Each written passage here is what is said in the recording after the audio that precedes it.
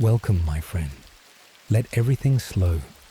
In a galaxy where every other power is ancient, dying, or insane, there is one young thing. One race that rose in the span of 6,000 years from hunters on a desert plain to a starfaring empire, carrying a single idea that no other power in the galaxy holds, that the future could be better.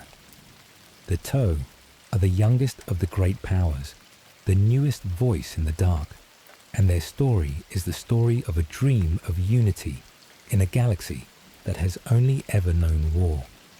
It is also, beneath the dream, the story of how that unity was achieved and what it may have cost. Tonight we begin at the beginning, with the primitive Mont'au, the age of terror that nearly destroyed them, and the mysterious caste that arrived to unite them and set them on the path to the stars. The hunters of the plains. Before the empire, before the battlesuits and the starships and the greater good, the Mont'au were a primitive people on a single world. They lived on a planet that would come to be called Mont'au, the homeworld, a world of plains and deserts in the eastern fringe of the galaxy. In their prehistory, the Mont'au were a plains-dwelling race, nomadic tribes who lived as hunters and gatherers across the desert plains of their world, following the herds and the seasons, surviving as primitive peoples have always survived, by the hunt and the gathering and the slow movement across the land. They were not, in this age, anything that the galaxy would notice. They were one more primitive species on one more world, hunters on a desert plain with no empire and no technology and no dream beyond the next hunt.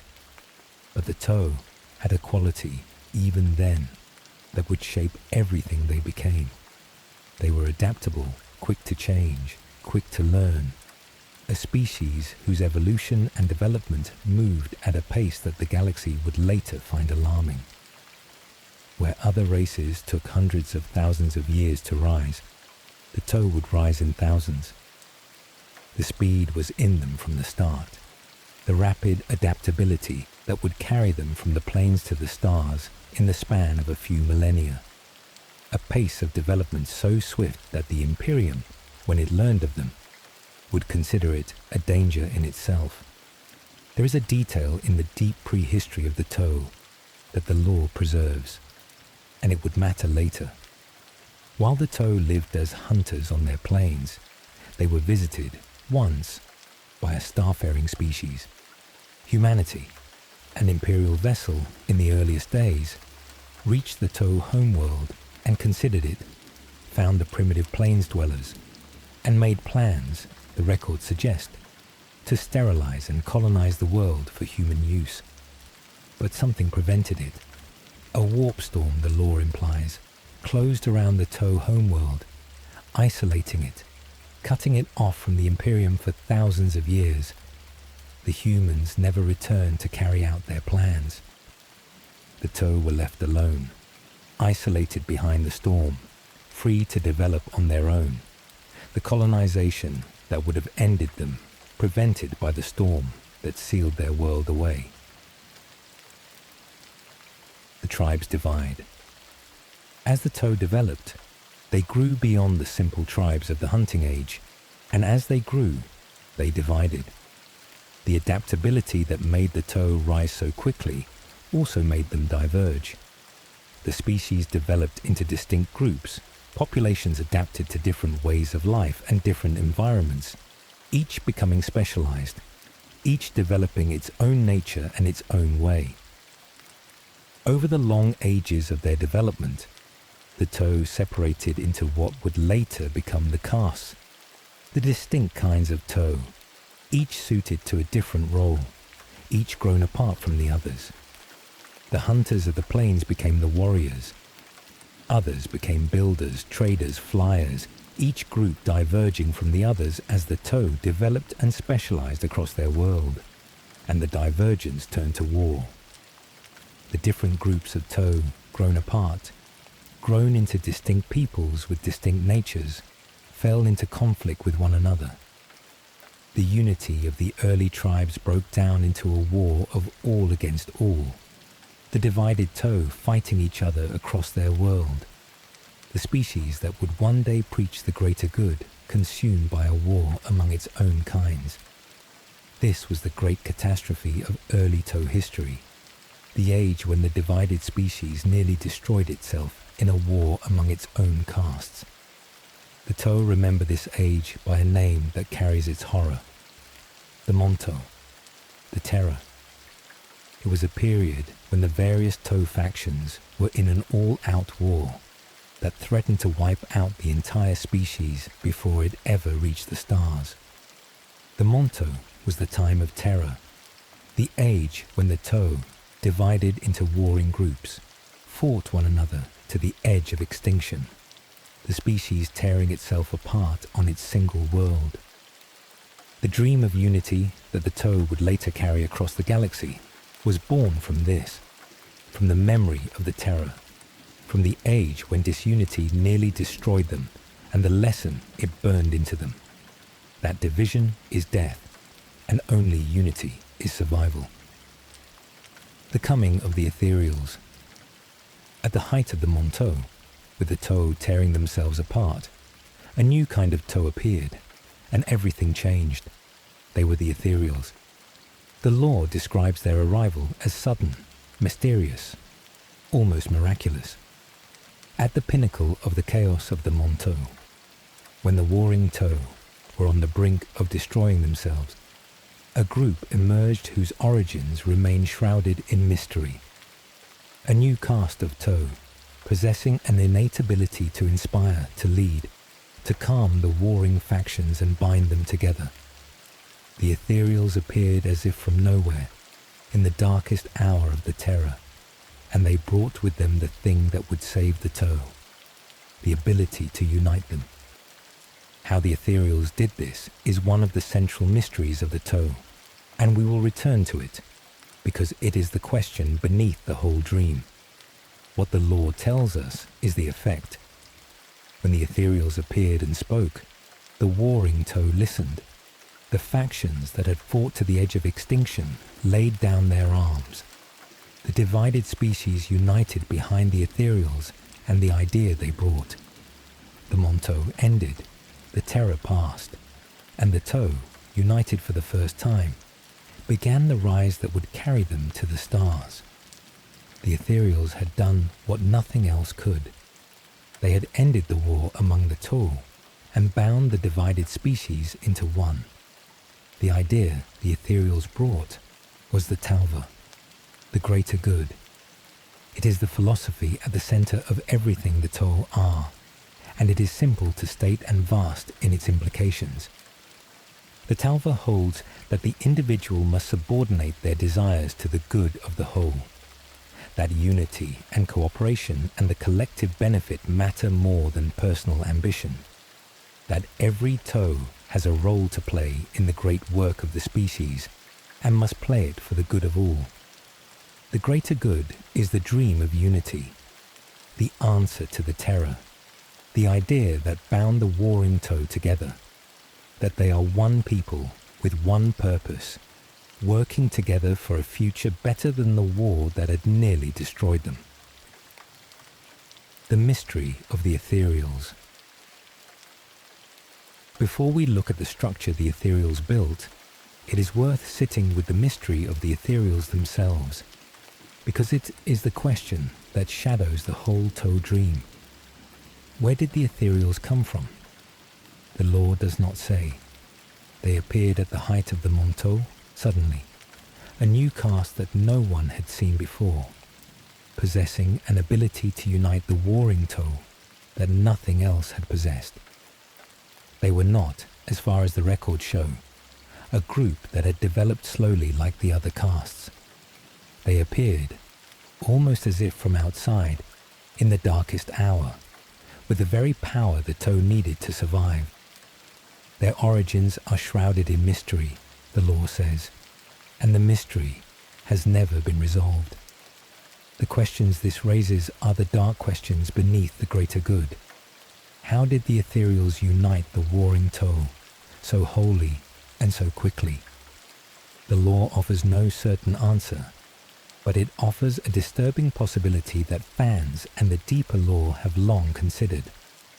The Ethereals may possess some means of influence beyond ordinary leadership, some power to compel the obedience of other Toe, whether through pheromones, through psychic ability, through some biological or chemical means of control that makes the lower castes follow them.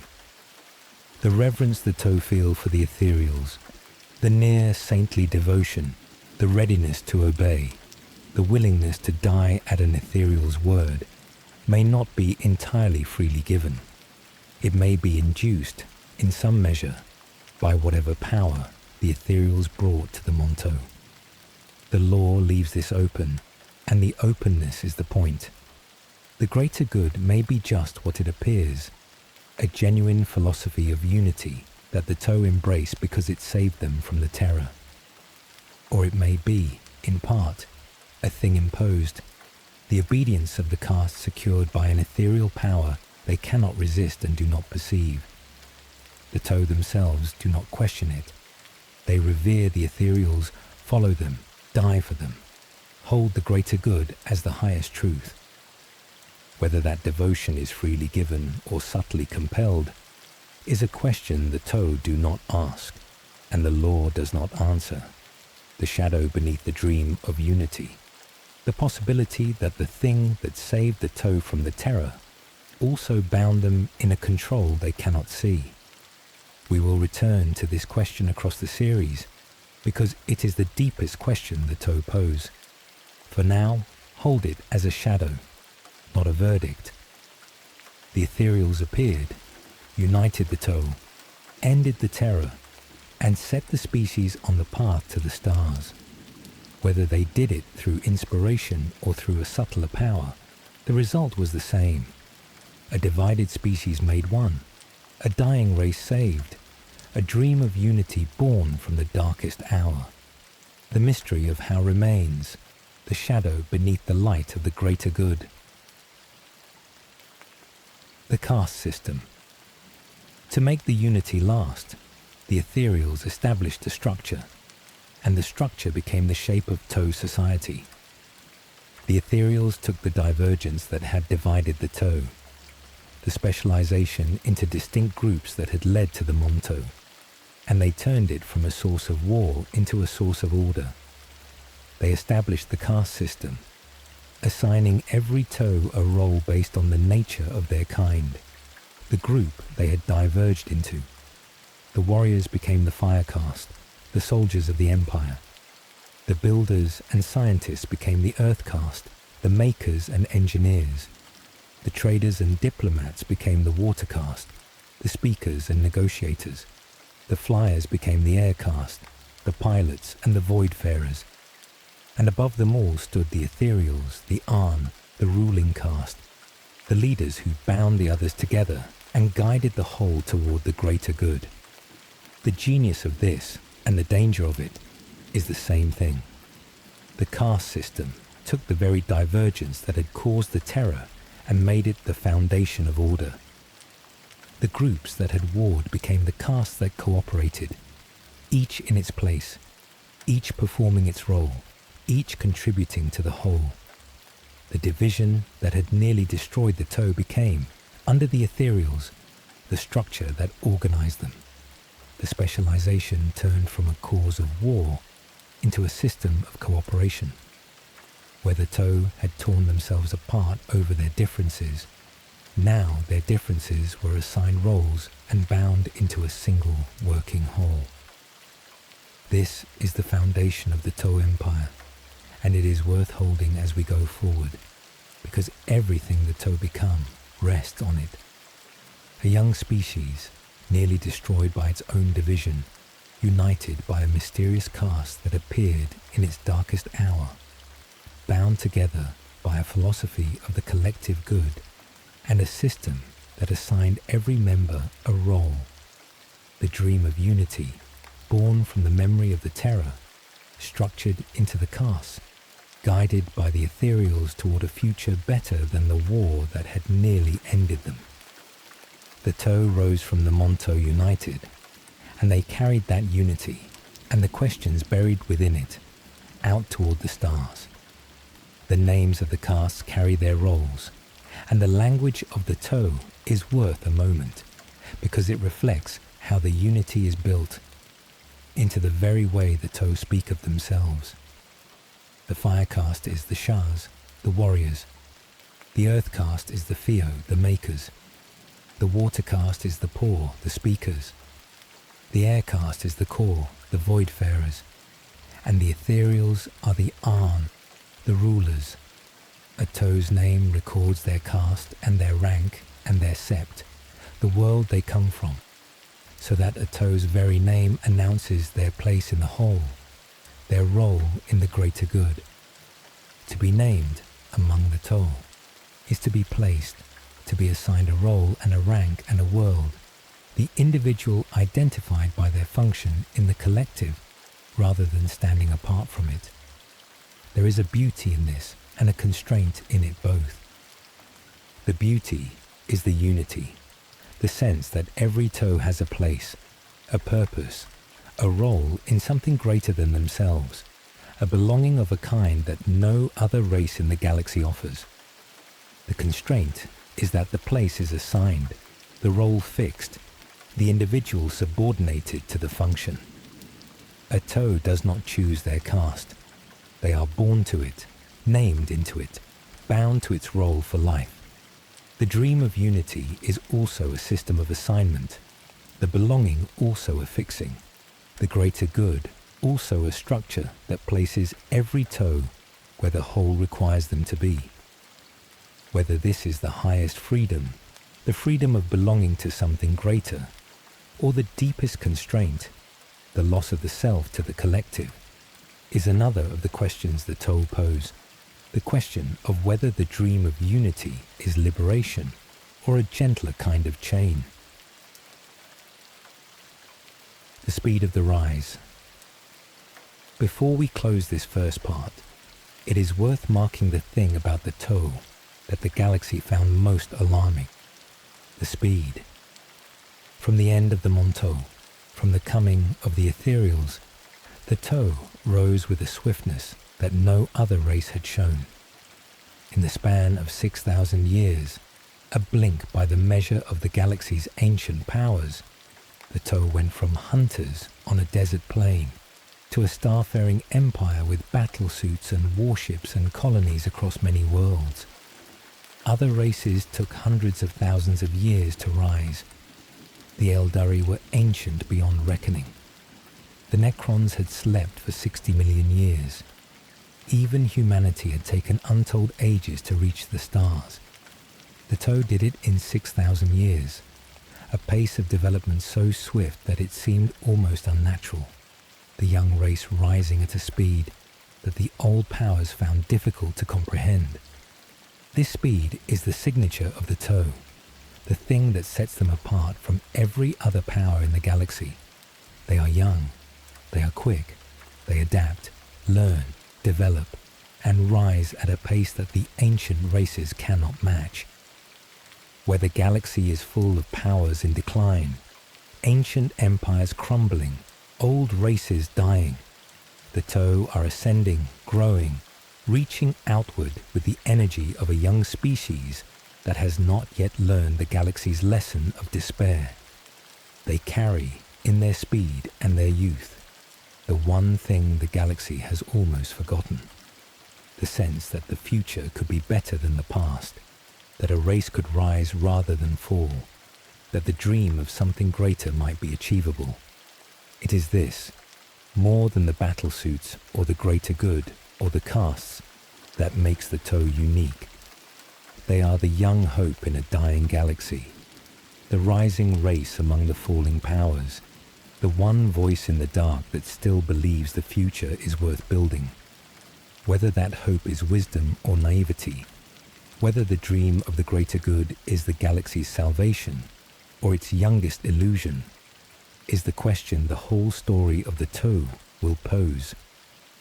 But the hope is real, and the speed is real, and the young race rising from the desert plain, carried both out toward the stars. Sleep well. Tomorrow we look closer at the 5 castes and the shape of the society the Ethereals built, the working parts of the dream of the greater good. The greater good is a philosophy, but a philosophy needs a body, and the body of the Mont'au dream is the caste system. 5 kinds of Mont'au, each with its role, each with its nature, bound together into a single working whole by the Ethereals and the idea they brought. Tonight we walk through the castes one by one, the warriors and the makers and the speakers and the voidfarers and the rulers, and we look at the shape of the society they form together, the working machine of the dream of unity. We sit with the 5 castes, the lives within them, and the questions the structure raises about freedom and belonging. The Fire Caste. The Fire Caste, the Shahs, are the warriors of the Mont'au Empire, and they are the part of the Mont'au the galaxy meets most often. The Fire Caste descended from the hunters of the plains, the warriors of the old tribes, the Mont'au, whose nature was for combat and the hunt. Under the caste system, they became the soldiers, the military arm of the empire, the ones who fight the wars and hold the worlds and carry the greater good to those who will not accept it peacefully. When the water caste diplomacy fails, when a world will not join the empire willingly, it falls to the Fire Caste to bring it in by force. They are the spear of the empire, the warriors who fight its wars. The Fire Caste's way of war is distinct, and it reflects the Mont'au as a whole. They favor ranged combat over close fighting, technology over brute strength, mobility and firepower over the grinding attrition that other races accept. The Mont'au fight with battle suits and pulse weapons and anti-gravity vehicles, striking from range, maneuvering, using their superior technology to win wars without the endless slaughter that the Imperium accepts as normal. The Fire Caste does not throw bodies at the enemy. It applies precise, technological, mobile force. The war of a young race that values its warriors too much to spend them, the way the old powers spend their soldiers.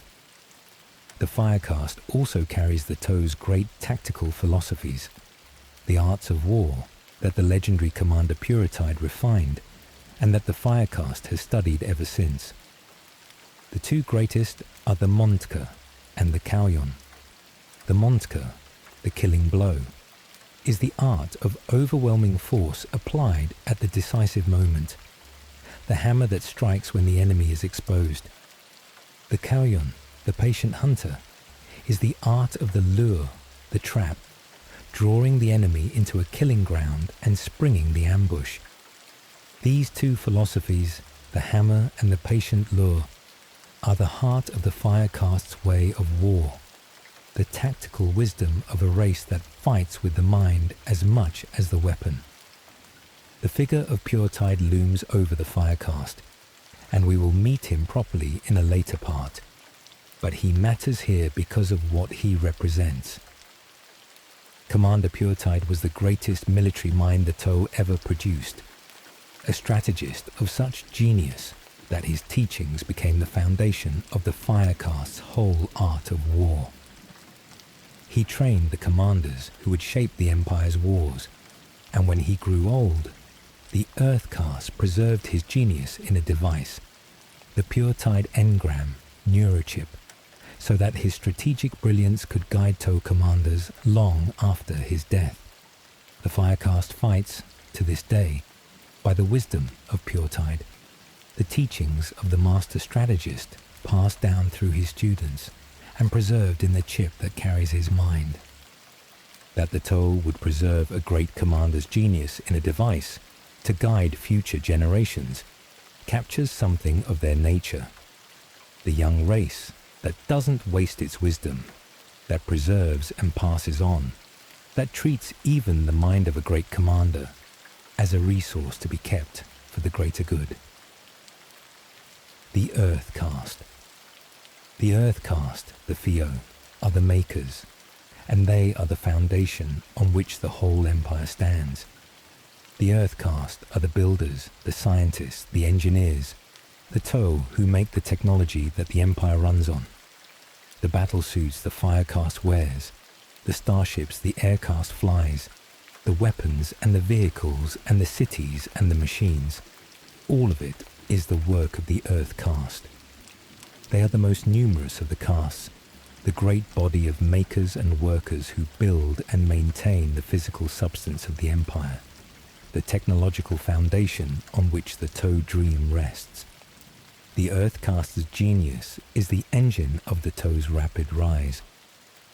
The speed at which the Mont'au developed, from hunters to a starfaring empire in 6,000 years, was the speed of Earth Caste innovation, the rapid technological progress that carried the Mont'au to the stars. Where other races stagnated, their technology frozen or declining, the Earth Caste kept innovating, kept improving, kept developing new weapons and new machines at a pace that the ancient powers could not match. The Mont'au's technological edge, the superior weapons and battle suits that let them win wars against larger foes, is the work of the Earth Caste, the makers whose innovation is the Empire's great advantage. There is a quiet dignity to the Earth Caste in the law, the dignity of the makers who build the world that others fight over and rule. They are not the warriors who win glory, nor the rulers who command, nor the diplomats who speak for the Empire. They are the makers, the ones who build the substance of the dream, whose work underlies everything the more visible castes do.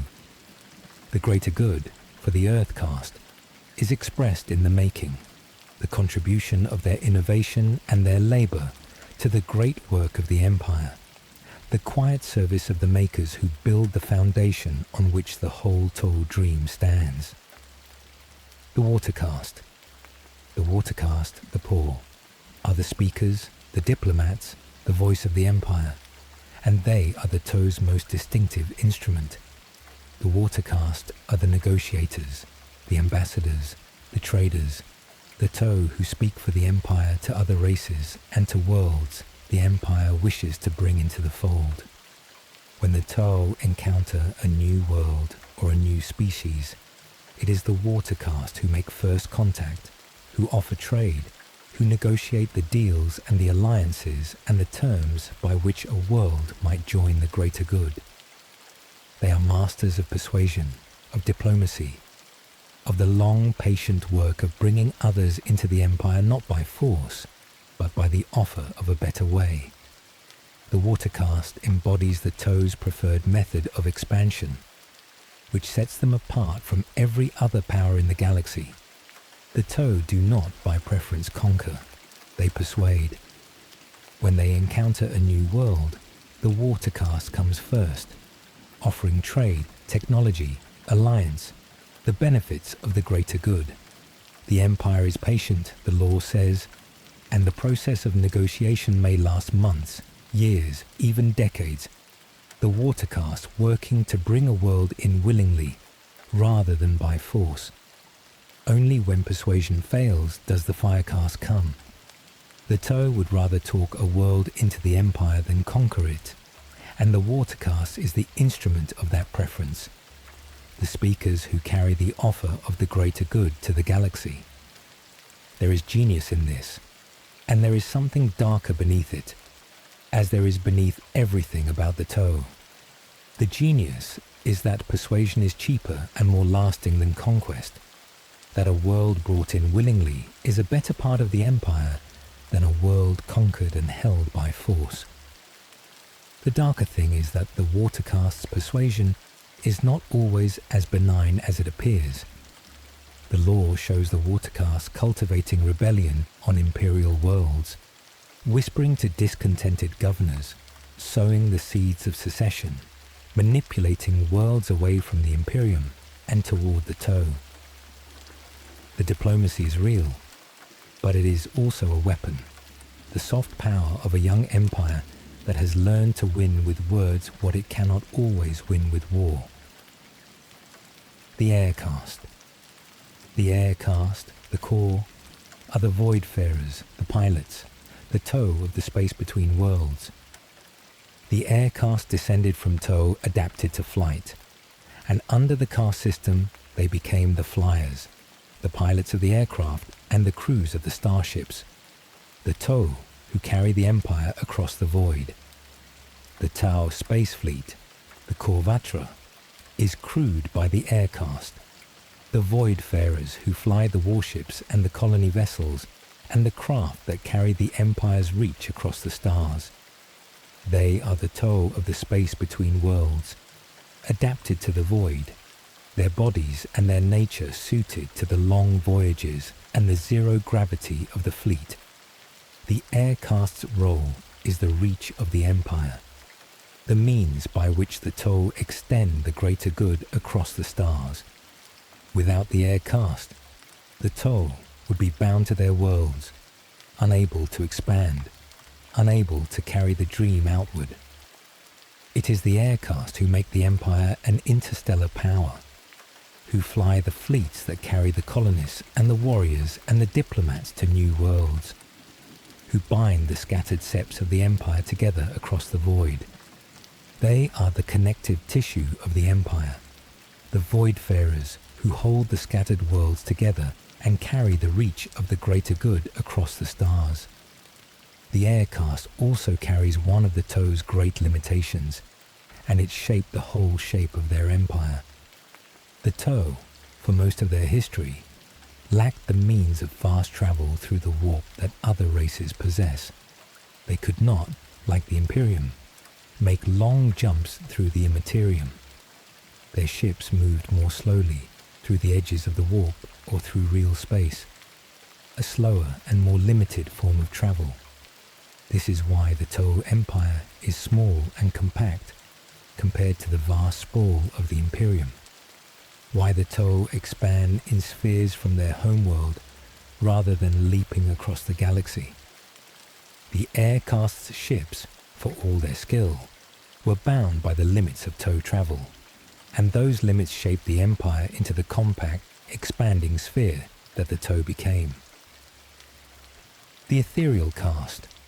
Above the four working castes stand the Ethereals, the Arn, and they are the strangest and most important caste of all. The Ethereals are the rulers, the leaders, the caste that appeared in the Mont'au and united the warring Toe. They do not fight, make, speak as diplomats, or fly the ships. They rule, they guide, they embody the greater good and direct the other castes toward it. An Ethereal's word is close to law among the Toe, their guidance followed with a reverence that borders on the religious, their presence inspiring the other castes to feats of devotion and sacrifice that they would not make otherwise. The Ethereals are the head of the Toe body, the rulers who bind the caste together and steer the whole toward the greater good. The reverence the Toe feel for the Ethereals is hard to overstate. The lower castes treat the Ethereals as something close to saints, beings of such importance that their word is obeyed without question, and their death is felt as a catastrophe. The fastest way to break a Toe force is to kill its Ethereal. When an Ethereal falls, the Toe around it may be thrown into despair or rage, the loss of the revered leader striking at the heart of the force. The Ethereals are not merely commanders. They are the objects of a devotion so deep that their presence transforms the Toe around them, and their loss shatters them. The revered rulers whose hold on the lower castes goes beyond ordinary leadership into something closer to worship. And this is where the shadow we touched on in the first part returns. Is the reverence freely given, or is it induced? The Ethereal's hold on the lower castes is so deep, so unquestioning, so close to worship, that it raises the question of whether it is entirely natural. The theory that the Ethereals possess some means of influence beyond ordinary leadership, some pheromonal or psychic power that secures the obedience of the lower castes, finds its strongest evidence here. in the depth of the reverence and the catastrophe of an Ethereal's death. Whether the Ethereals lead through genuine inspiration or through a power the lower castes cannot resist, their hold is the keystone of the whole structure, the thing that binds the caste together and keeps the dream of unity from falling back into the terror.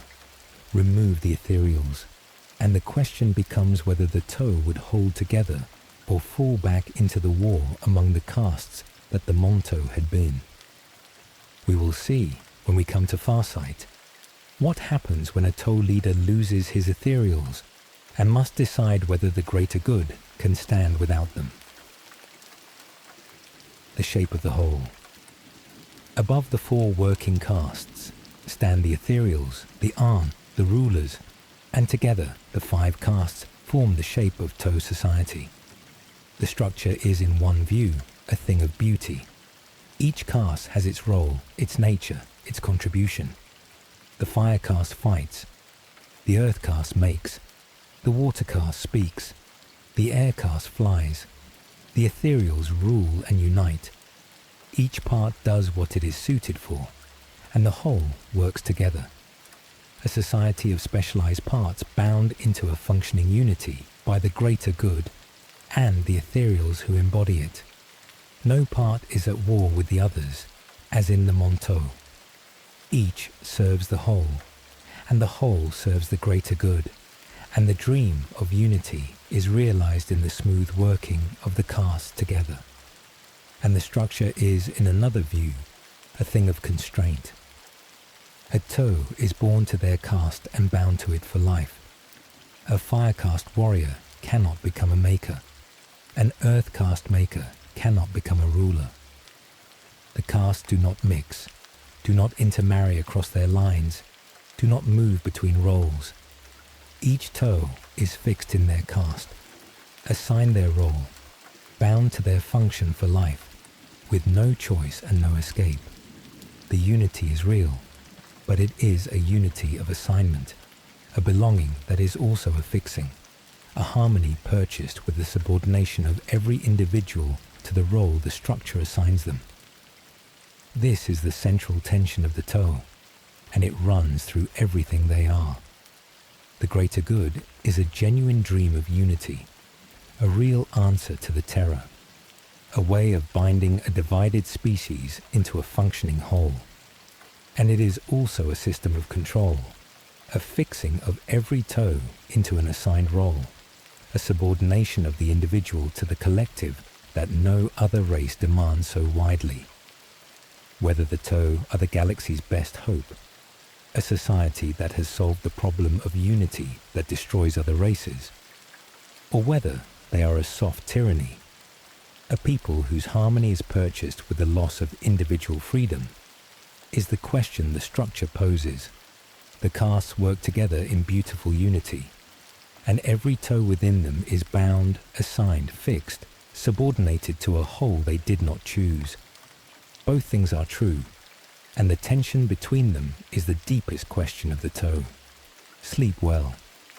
Tomorrow we follow the toe out from their homeworld for the first time, into the first spheres of expansion and the first alien races to join the greater good.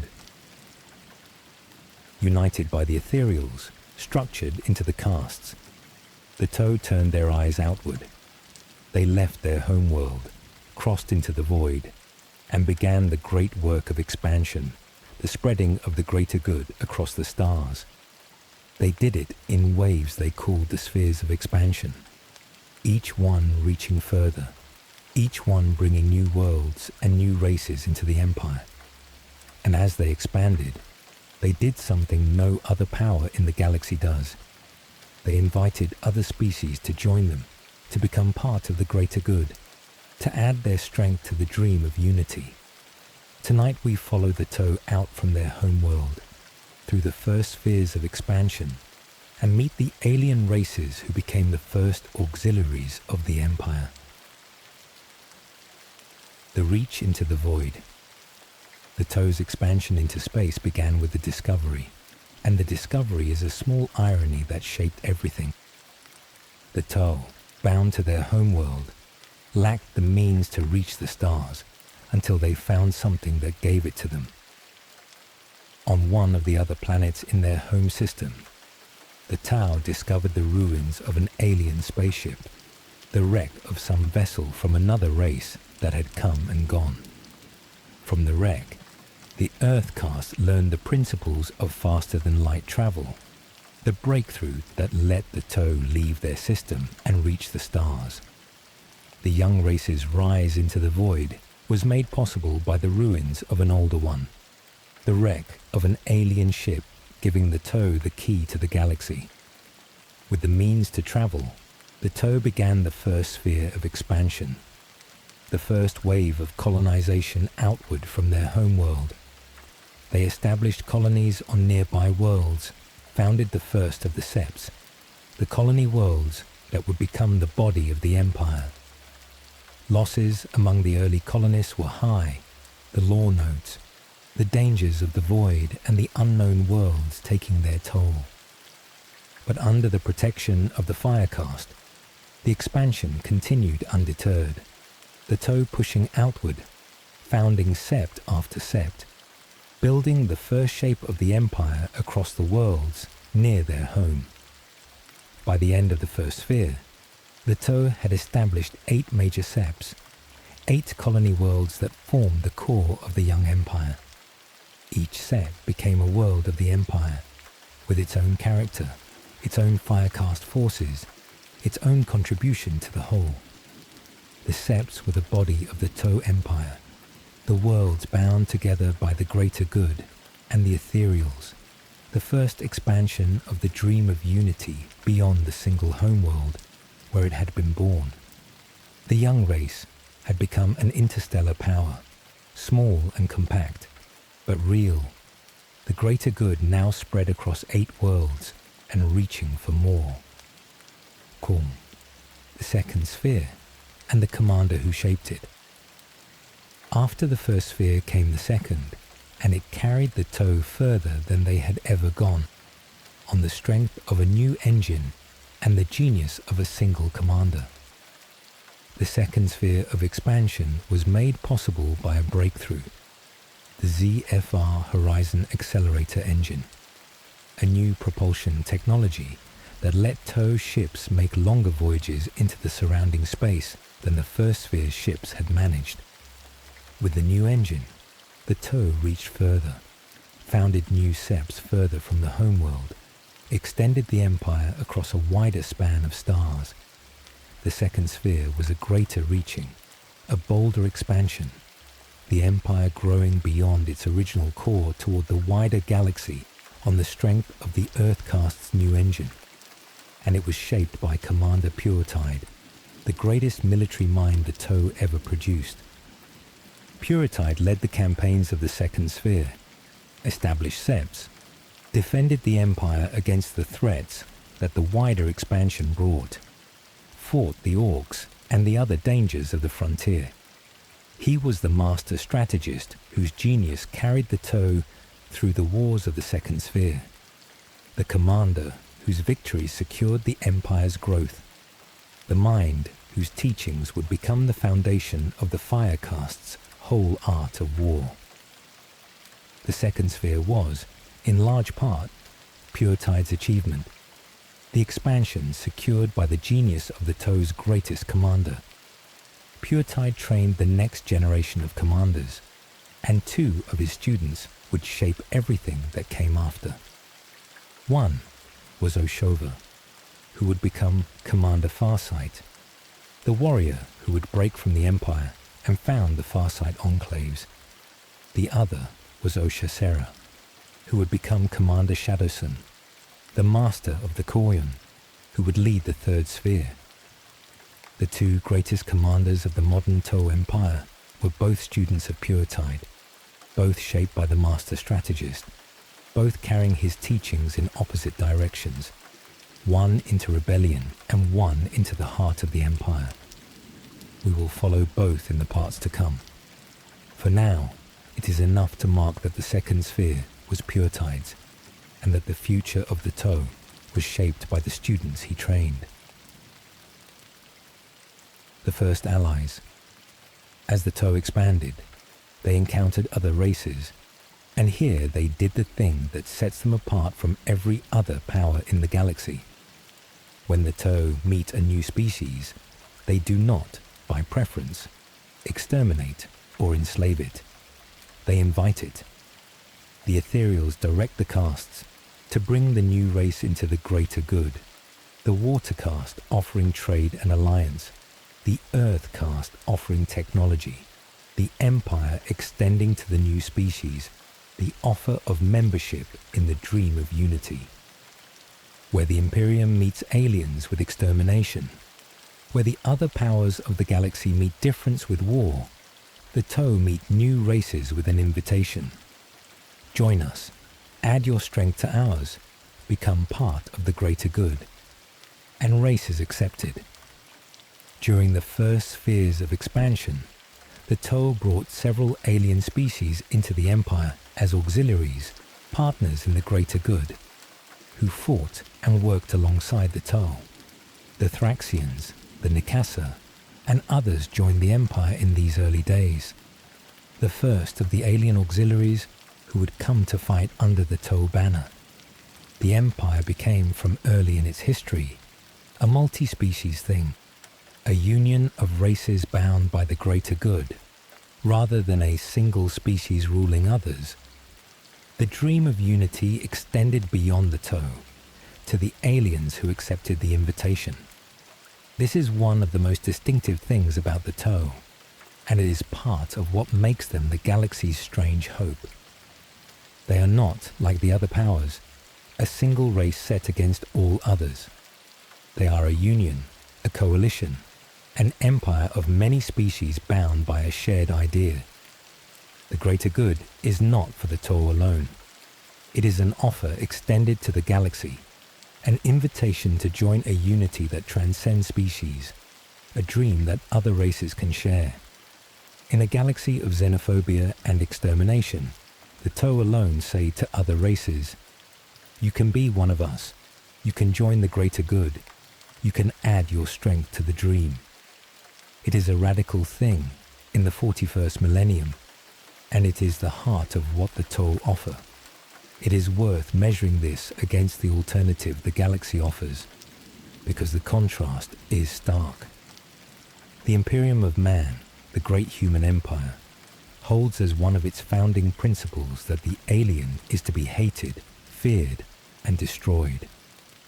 To the Imperium, every Xenos race is an enemy by its nature, a thing to be exterminated wherever it is found, and the very idea of alliance with aliens is a heresy punishable by death. The orcs live only to fight. The tyrannids consume. Chaos corrupts. Across the galaxy, difference is met with violence, and the meeting of two races is the beginning of a war. The Tau, alone among the powers, propose something else, that difference can be joined rather than destroyed, that many races can be bound into one purpose, that the meeting of two peoples can be the beginning of an alliance rather than a war.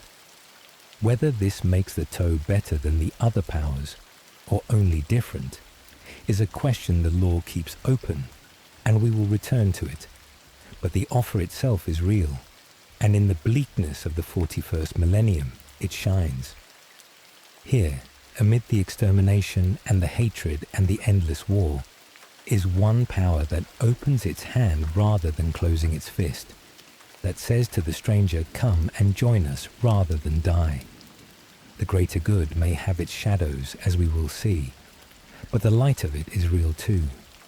The one voice in the galaxy that speaks of unity rather than annihilation.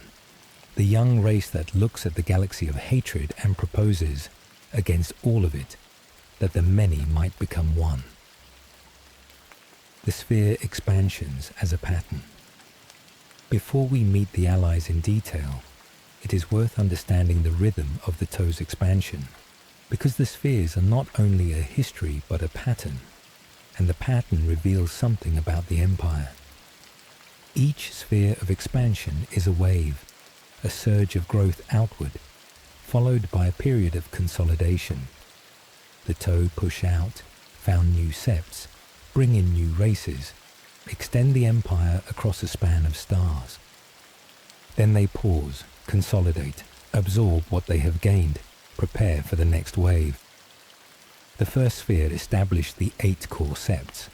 The second, on the strength of the new engine and Pure Tide's genius, reached further. The third, which we will follow in later parts, would carry the empire toward the Imperium and into the great wars that define the modern Mont'au. The spheres are the heartbeat of the empire, the rhythm of reaching and consolidating that has carried the greater good across the stars. There is a quality of patience in this rhythm that suits the Mont'au. They do not expand recklessly, do not overreach and collapse. They reach, consolidate, and reach again, each wave building on the last, the empire growing in measured surges rather than a single uncontrolled rush. The Earthcast develops the technology that makes each wave possible. The Firecast secures the new worlds. The Watercast brings in the new races. The Ethereals direct the whole. The spheres express the caste system in motion. The whole society organized toward the patient, measured expansion of the greater good across the galaxy. And each sphere brings new races into the empire, which is the part that concerns us now. The expansion is not only a spreading of Mont'au worlds, but a gathering of allied species, each sphere adding new auxiliaries to the union of the greater good.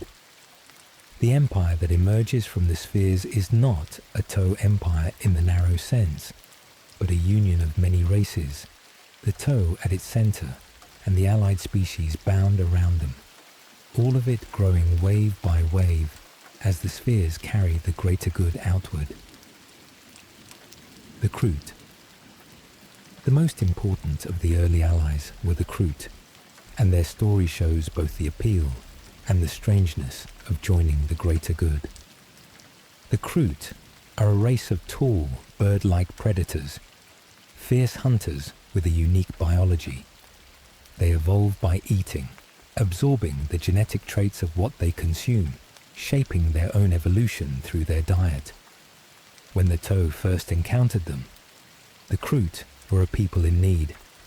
They were beset, threatened, and the Mont'au came to their aid.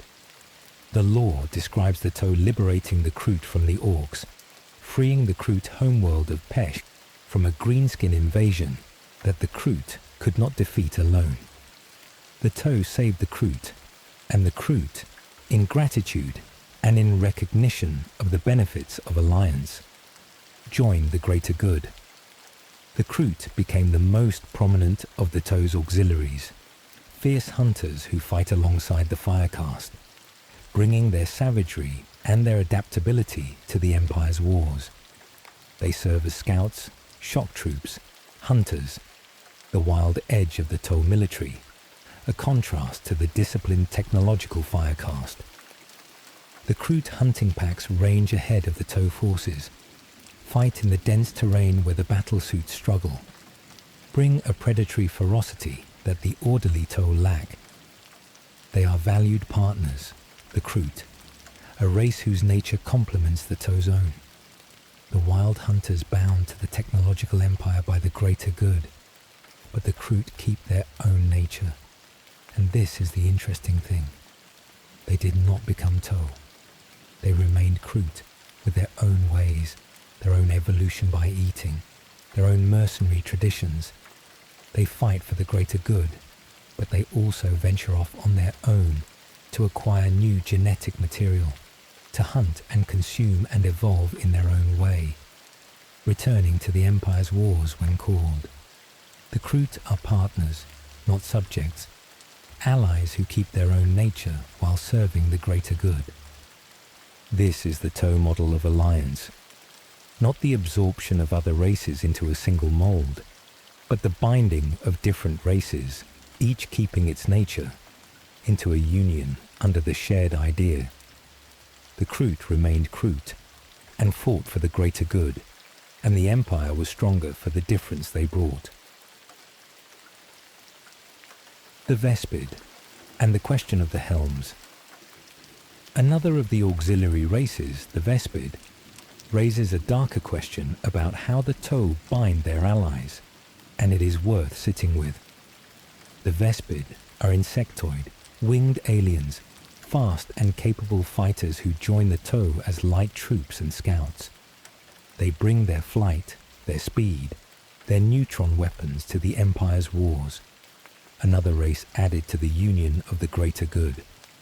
But the Vespid mind is alien, difficult for the Tau to communicate with, and the means by which the Tau bridge that gap raises a question. The Vespid are integrated through devices called communion helms, provided by the Ethereals, which let the Tau and the Vespid coordinate, which facilitate the Vespid's compliance with the greater good. The question is what the communion helms do. They are described as facilitating communication and compliance, letting the Vespid understand and accept the greater good. But the word compliance carries a shadow. Do the helms translate, helping the Vespid understand and accept the Tau's offer in earnest? Or do they compel, securing the Vespid's obedience by some means beyond persuasion, making the alien race comply, whether or not they would freely choose to? The law leaves this open, as it leaves open the question of the Ethereals' influence over the Tau themselves. The communion helms may be a tool of translation or a tool of control, and the difference is the difference between the greater good as a genuine invitation and the greater good as a subtle compulsion. This is the shadow that runs beneath the Tau's beautiful model of alliance. The invitation to join the greater good is real, and races like the Kroot accepted it freely and benefit from it. But beneath the invitation may run a thread of compulsion. The communion helm securing the Vespid's compliance, the Ethereals securing the lower caste's devotion, the dream of unity resting perhaps on means of control that the Tau do not acknowledge and the joined races cannot resist. Whether the greater good is the galaxy's one genuine offer of unity, or a softer form of the domination that the other powers practice openly, is the question that runs through the whole Tau story, and it is there from the first spheres, in the helms on the Vespid, and the devotion in the lower castes, and the mystery of the Ethereals who bind it all together. Sleep well. Tomorrow, the Tau cross the Damocles Gulf and meet, for the first time in thousands of years, the vast and terrible empire of humanity. For all their expansion, for all the worlds they had brought into the greater good, the Tau did not know the true shape of the galaxy they were reaching into. They thought it was theirs for the taking, an open frontier of worlds to gather into the dream of unity.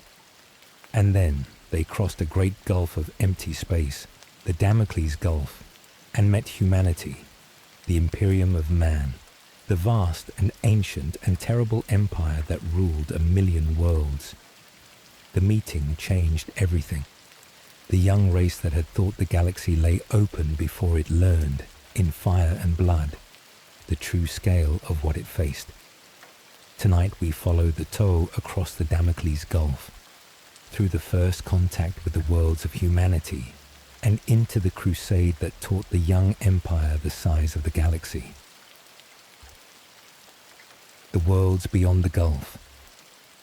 As the second sphere of expansion reached its limits, the Tau came to the edge of a great emptiness, the Damocles Gulf, a wide region of mostly starless space at the edge of their expansion. Beyond it lay worlds they had not yet touched, and the Tau, in their patient way, prepared to cross the gulf and bring those worlds into the greater good. The first worlds they found beyond the gulf were human.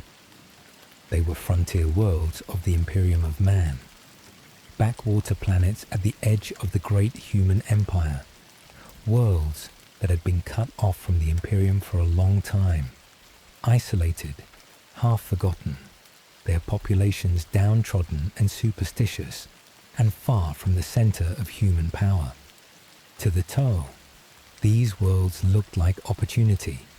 The watercasts moved among them, offering trade and alliance and the benefits of the greater good, and the isolated human worlds, cut off from the Imperium and offered a better life, began to listen.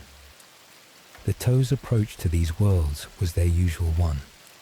Where they could, they charmed, the watercasts winning the human populations over with trade and technology, and the promise of a better life under the greater good.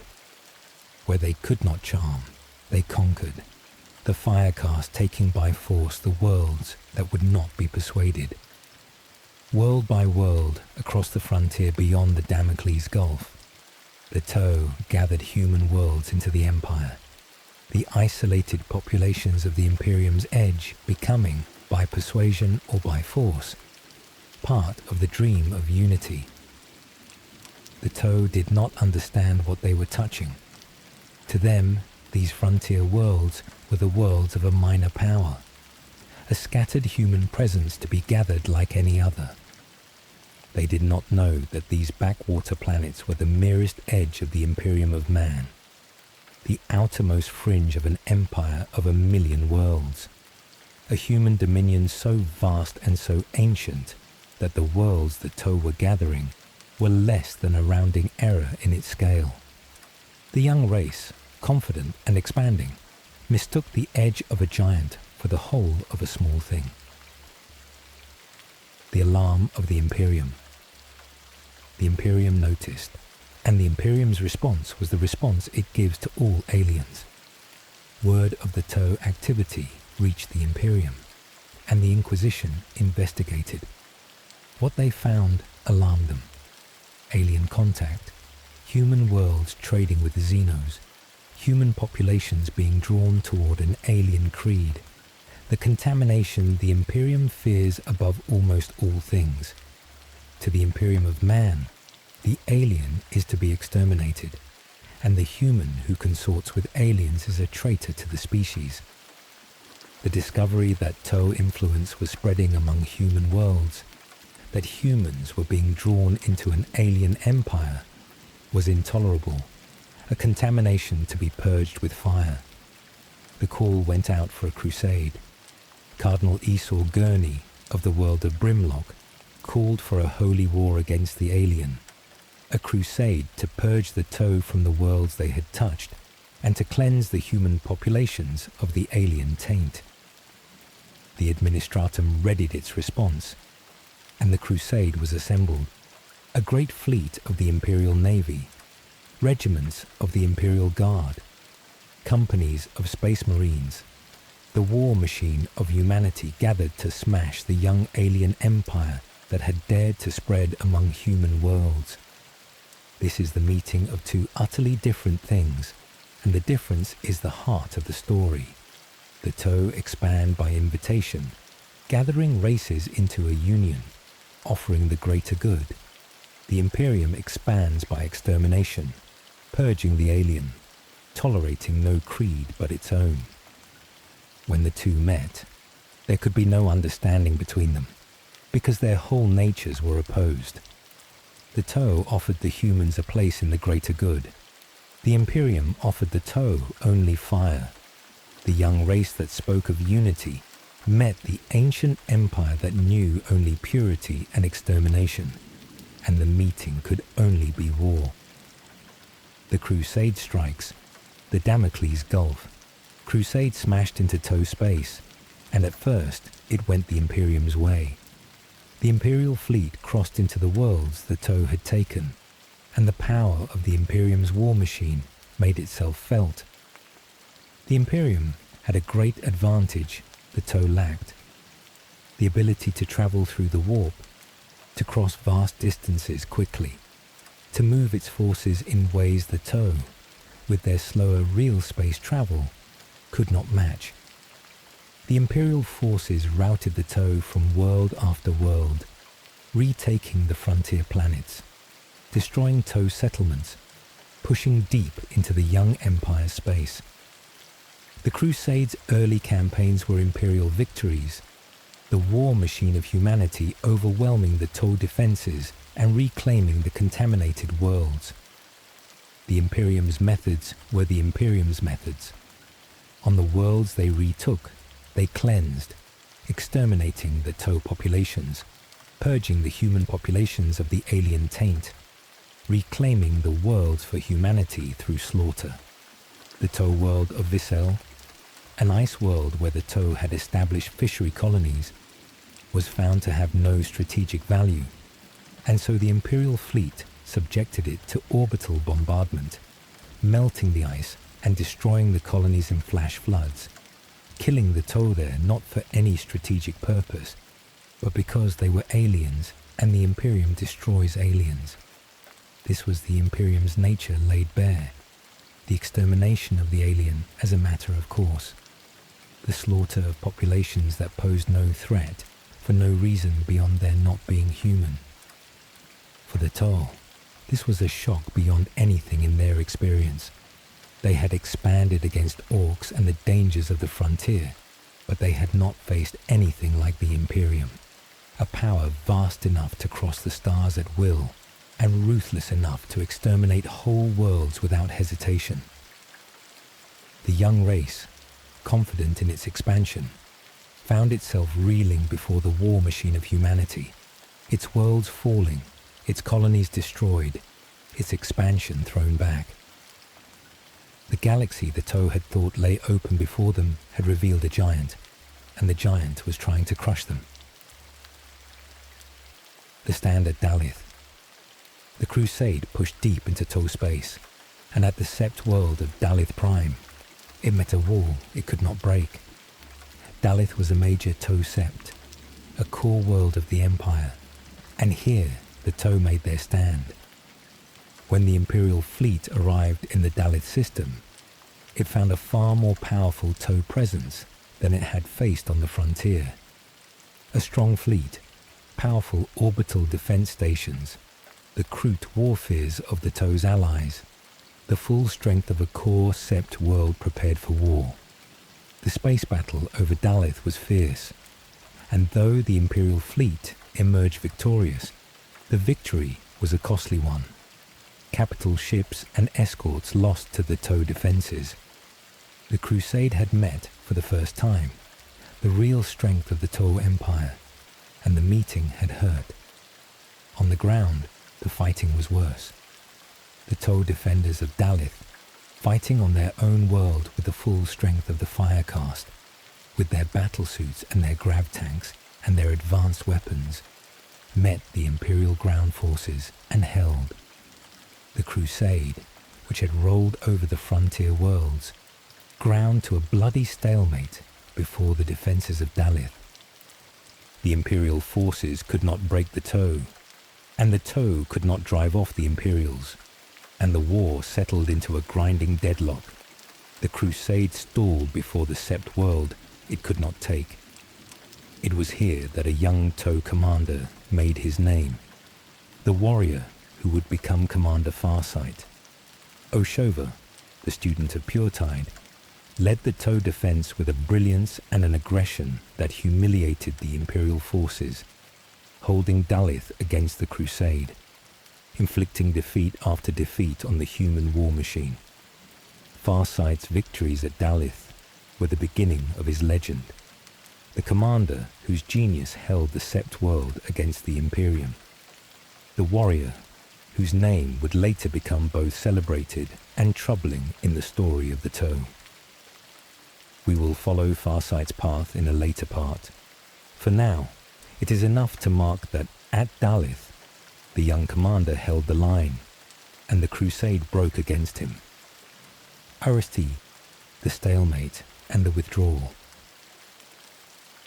The Crusade ended not in victory but in a stalemate, and the way it ended taught the Tau something they would never forget. The deadlock at Dalith could not be broken, and then a greater threat appeared that ended the Crusade entirely. The Tyranids, the great devourers from beyond the galaxy, were approaching, and the Imperium needed its forces elsewhere. An order came for the Crusade to withdraw, to abandon the war against the Tau, and returned to face the greater threat. The Imperial commander, General Golge, prepared to evacuate his forces from Dalith, the crusade ending not because the Imperium had won, but because a worse enemy demanded its attention. And here the Mont'au did something that revealed their nature. They could have destroyed the withdrawing crusade. They could have blockaded the Imperial forces, trapped them on Dalith, annihilated the army that had come to exterminate them.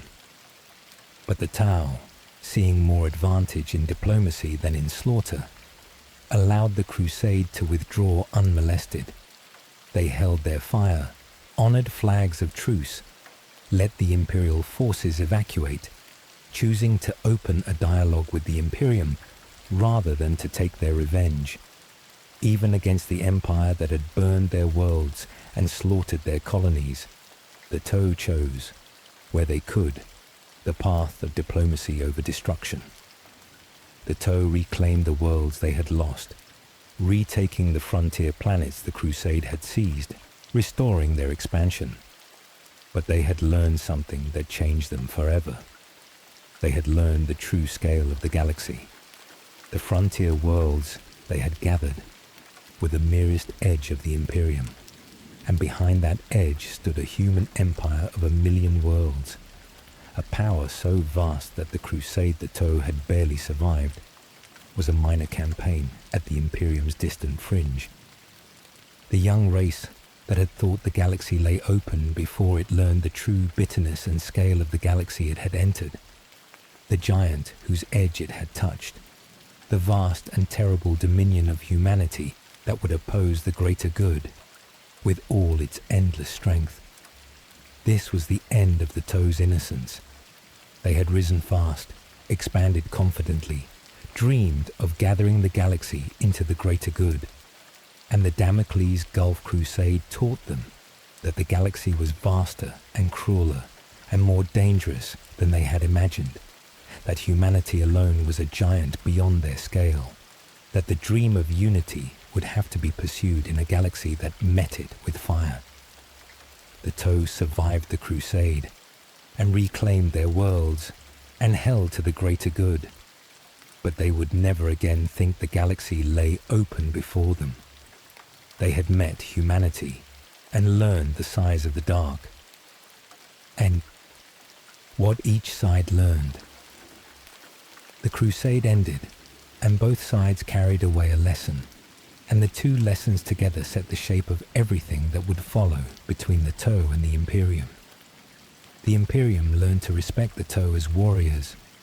The crusade had expected to roll over a minor alien power, and had instead met railguns and battlesuits and grav tanks, a foe whose technology matched or exceeded the Imperium's own, whose commanders, Farsight above all, had humiliated the human war machine at Dalith.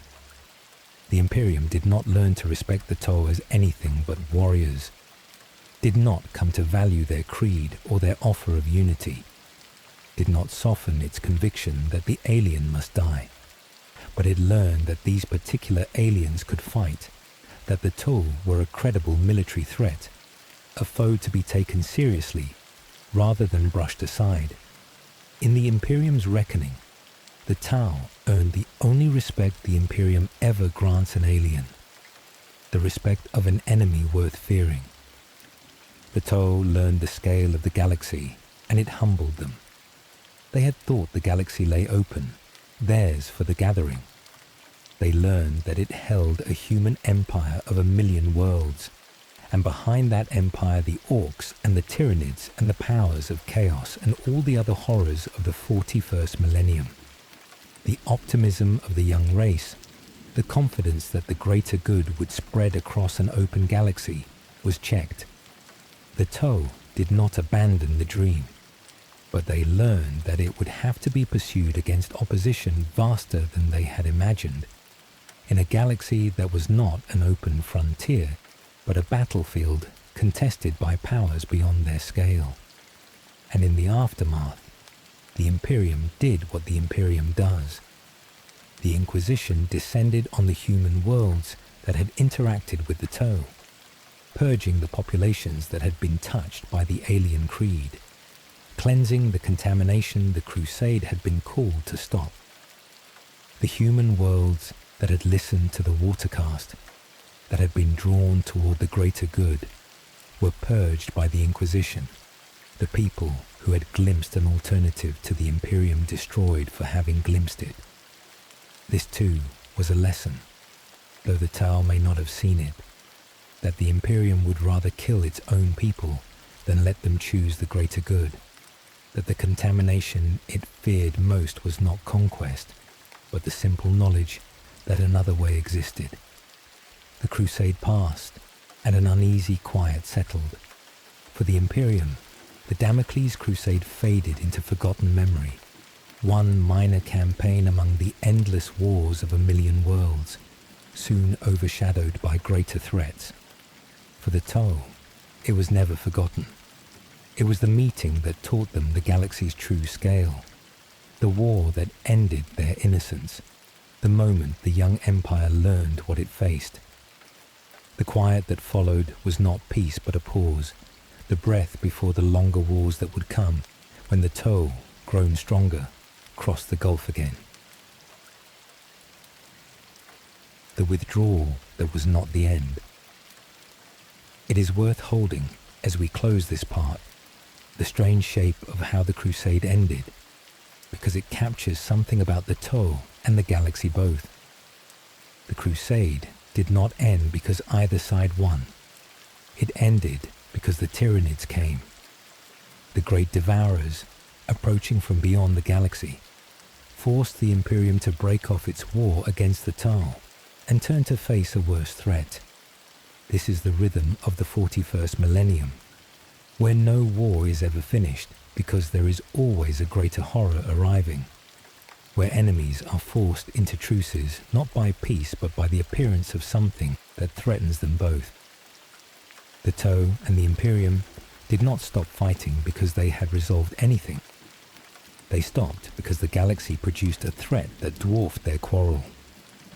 And the Tau, given the chance to destroy a withdrawing enemy, chose mercy and diplomacy instead. This is the thing to hold.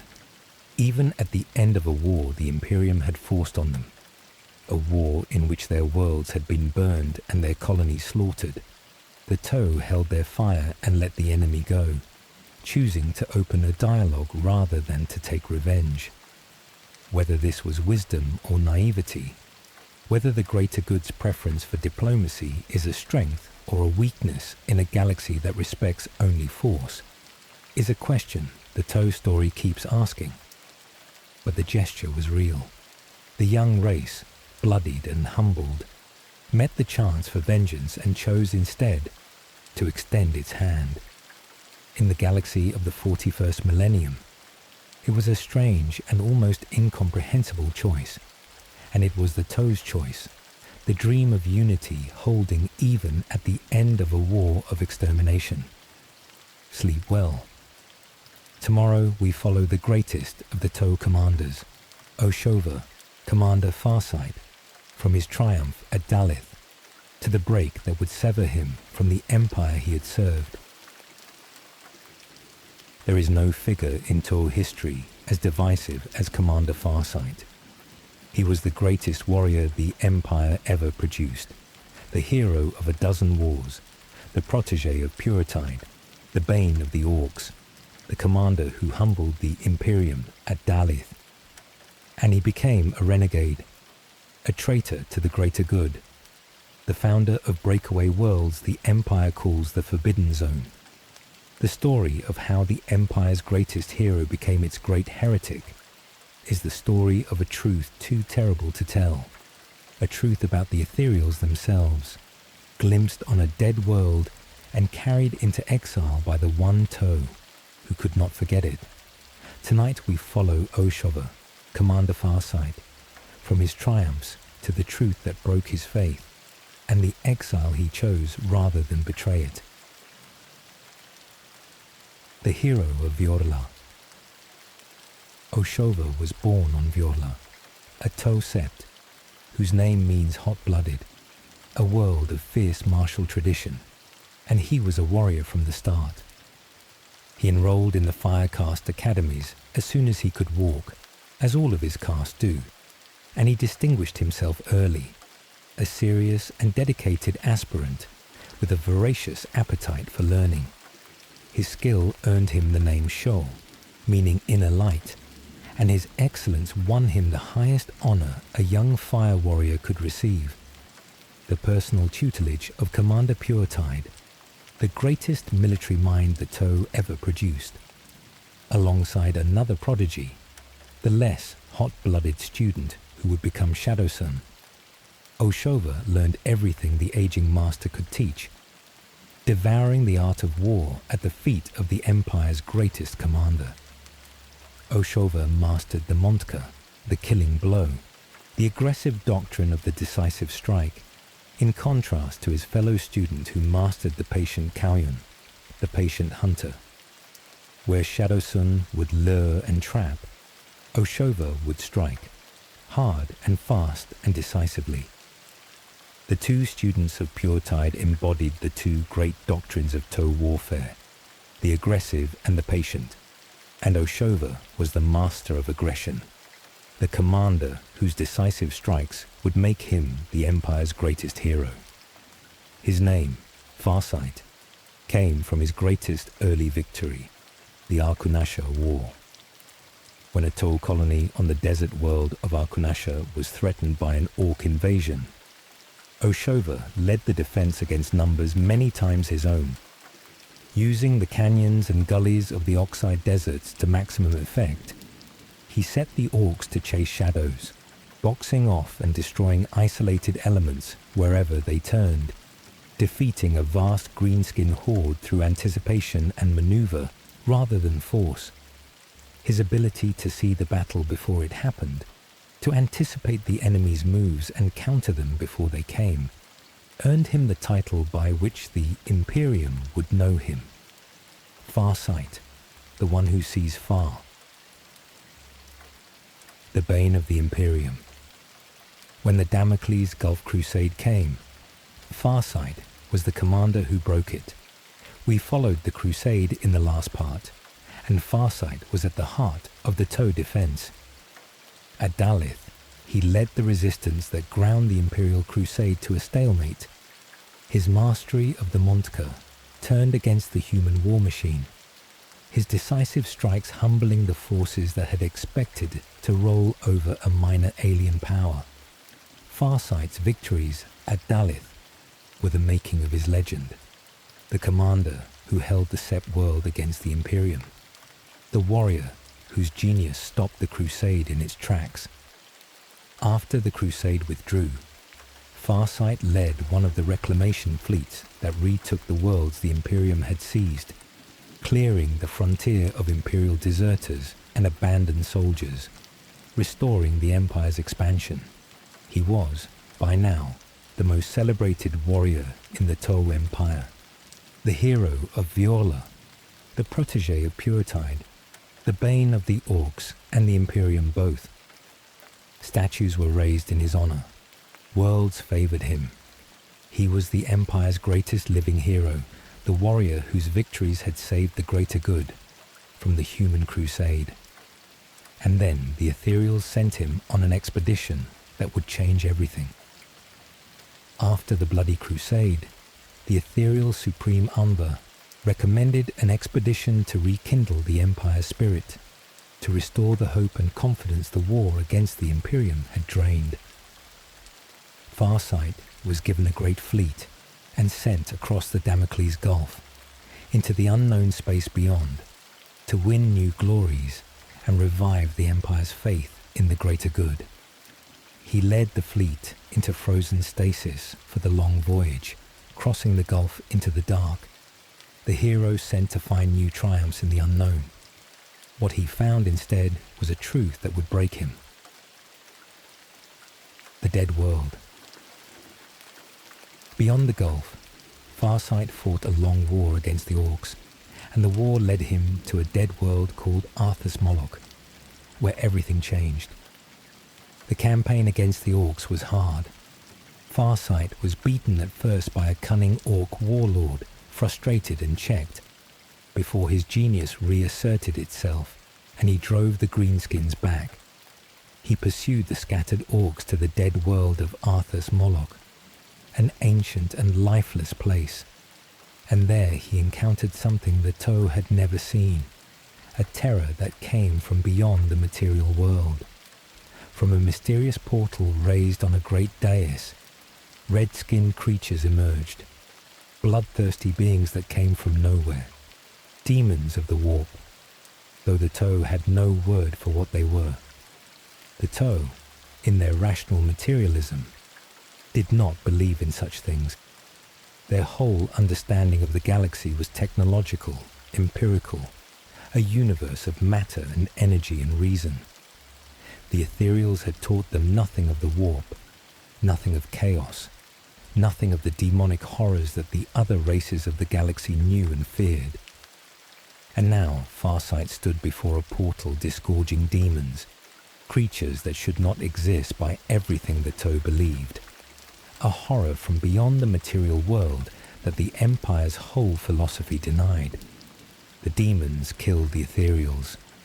The attendant Ethereals who had accompanied Farsight's expedition were slain by the creatures, torn apart one by the horrors from the portal. And Farsight, fighting to survive, found something on that dead world, a strange talisman and a sword, an alien blade that he would come to call the Dawn Blade, a weapon that let him close the portal and drive back the demons. With the blade, he sealed the horror away, won the battle, survived the terror of Arthas Moloch. But he carried away from that dead world a knowledge that would not leave him. The truth about the Ethereals.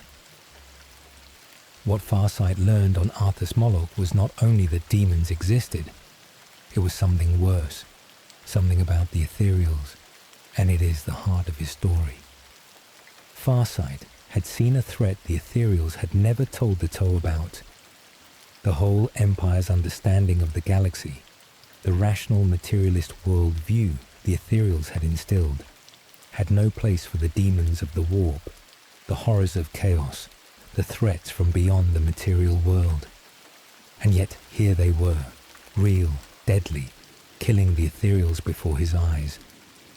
Farsight realized that there were far greater threats in the galaxy than the Ethereals had told the Toe, that the Empire's leaders had either failed to understand the true dangers or had chosen to hide them, that the rational picture of the galaxy the Ethereals taught was incomplete in ways that could destroy the Empire. The realization grew into something darker. Back in his holdings beyond the Gulf, Farsight brooded on what he had seen, and he began to distrust the Ethereal caste. He came to suspect that the Ethereals controlled the Toe by more than wisdom and charisma, that their hold over the caste ran deeper than persuasion, that they employed some more sinister method to secure the obedience of the Empire. The mystery we touched on in earlier parts, the strange devotion of the lower castes, the unexplained authority of the Ethereals, the question of whether their power was natural or something else. Farsight came to suspect the darkest answer, that the Ethereals controlled the Toe by some hidden means, that the unity of the greater good rested on a control the Empire could not see. The law leaves the exact truth ambiguous, and that ambiguity is part of the horror. Heresies filled Farsight's mind, and not even he knew for certain why or whether they were true. But the suspicion was unbearable. If the Ethereals controlled the Toe by some hidden power, then the greater good, the dream of unity, the whole beautiful structure of the Empire, rested on a lie, on a control disguised as devotion, on a manipulation the Toe mistook for their own free belief. Farsight held a truth, or a suspicion of a truth, that could dissolve the Empire, that could drive the Toe back to the Mont'au, the terror and division that had nearly destroyed them before the Ethereals came. And he could not tell anyone, the Dawnblade and the Enclaves. Before we follow Farsight into exile, the blade he found and the worlds he built deserve a moment, because both carry the strangeness of his story. The Dawnblade, the alien sword Farsight found on Arthas Moloch, is unlike any Toa weapon, and that is itself significant.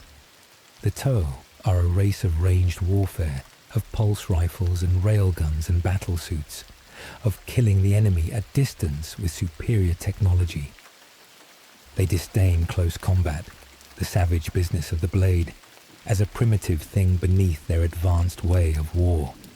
And Farsight, alone among Toa commanders, took up a sword, a great alien blade for close killing, and made it his weapon. The Dawnblade marks Farsight as something apart from his race, a Toa who fights as the Toa do not, who took up the blade his people scorned and made it his signature.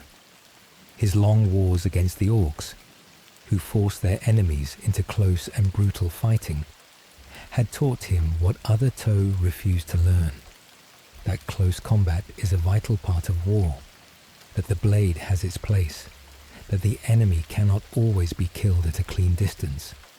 The blade carries a darker secret, hinted at in the lore. The alloy of the Dawnblade is such that every life it takes is added to Farsight's own, extending his lifespan with each kill, which is how a Firecast commander whose people rarely live past 50 has endured for 3 centuries. Farsight, the lore suggests, does not know this. If he learned the truth, that his long life is built on the stolen years of everyone he has killed with the blade, he might destroy himself in horror. The weapon that saved him on Arthas Moloch, that lets him lead his enclaves across the centuries, is sustained by a dark price he does not know he pays, the blade feeding him the lives of the slain to keep its wielder alive across an unnatural span. The enclaves he built are the other half of his legacy, and they embody his break with the Empire. The Farsight enclaves are a cluster of fortified worlds beyond the Damocles Gulf, independent of the Empire, ruled by Farsight and his commanders, rather than by Ethereals. They refuse any ethereal presence within their borders, the one Toa society that lives without the caste that rules all the others. And yet, they still venerate the greater good, still hold to the dream of unity, still follow the caste system in every respect but the Ethereals. The Enclaves are Farsight's answer to the truth he glimpsed, a Toa society that keeps the ideals of the greater good, but rejects the ethereal control he came to distrust, that pursues unity through the free cooperation of its worlds, rather than the absolute authority of the ethereal caste. Each world stands by itself, makes its own decisions through a local council, follows rather than blindly obeys. It is the greater good without the Ethereals, the dream of unity without the hidden hand, Farsight's attempt to keep what was good in the Empire while escaping what he had come to fear. The exile. This was Farsight's impossible position, and the choice he made from it defines him.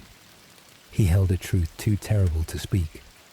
If he told the Empire what he suspected, that the Ethereals controlled the Toa by some hidden means, he might shatter the unity that held the Toa together, drive them back to the Mont'au, the age of terror and self-destruction.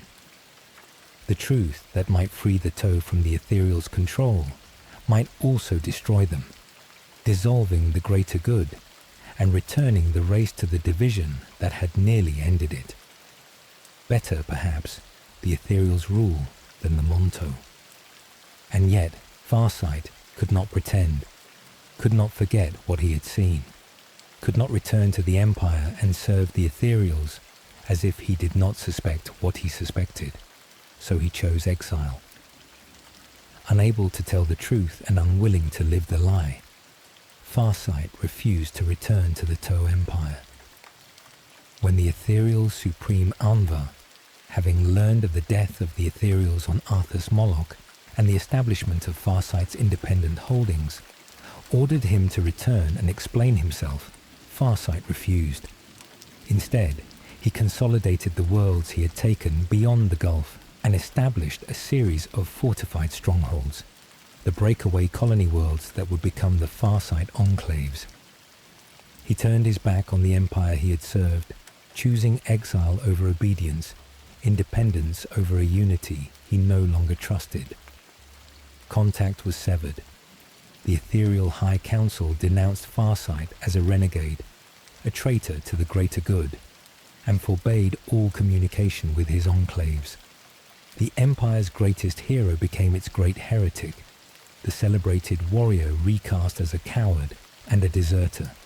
His name, a cautionary tale taught to Firecast commanders as a warning against hubris and arrogance.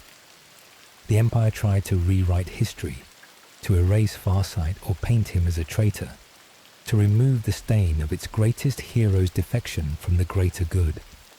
And there is a final irony in Farsight's exile, one the law reveals quietly.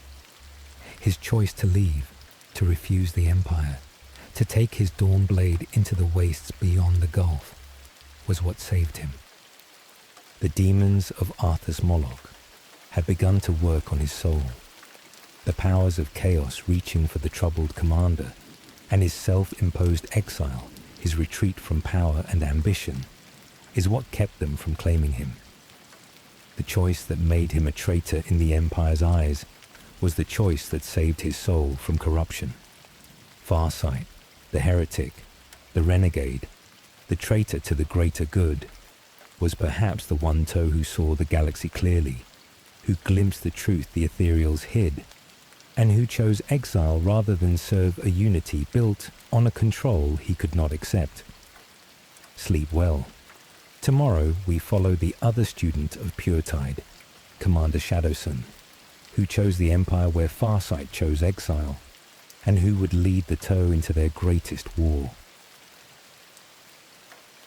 Where Farsight chose exile, the other great student of Puretide chose the Empire. Commander Shadowsun, Oshasera, was the master of the patient hunter, the calm and steadfast counterpart to Farsight's hot-blooded aggression, and where he became the Empire's great heretic, she became its supreme commander.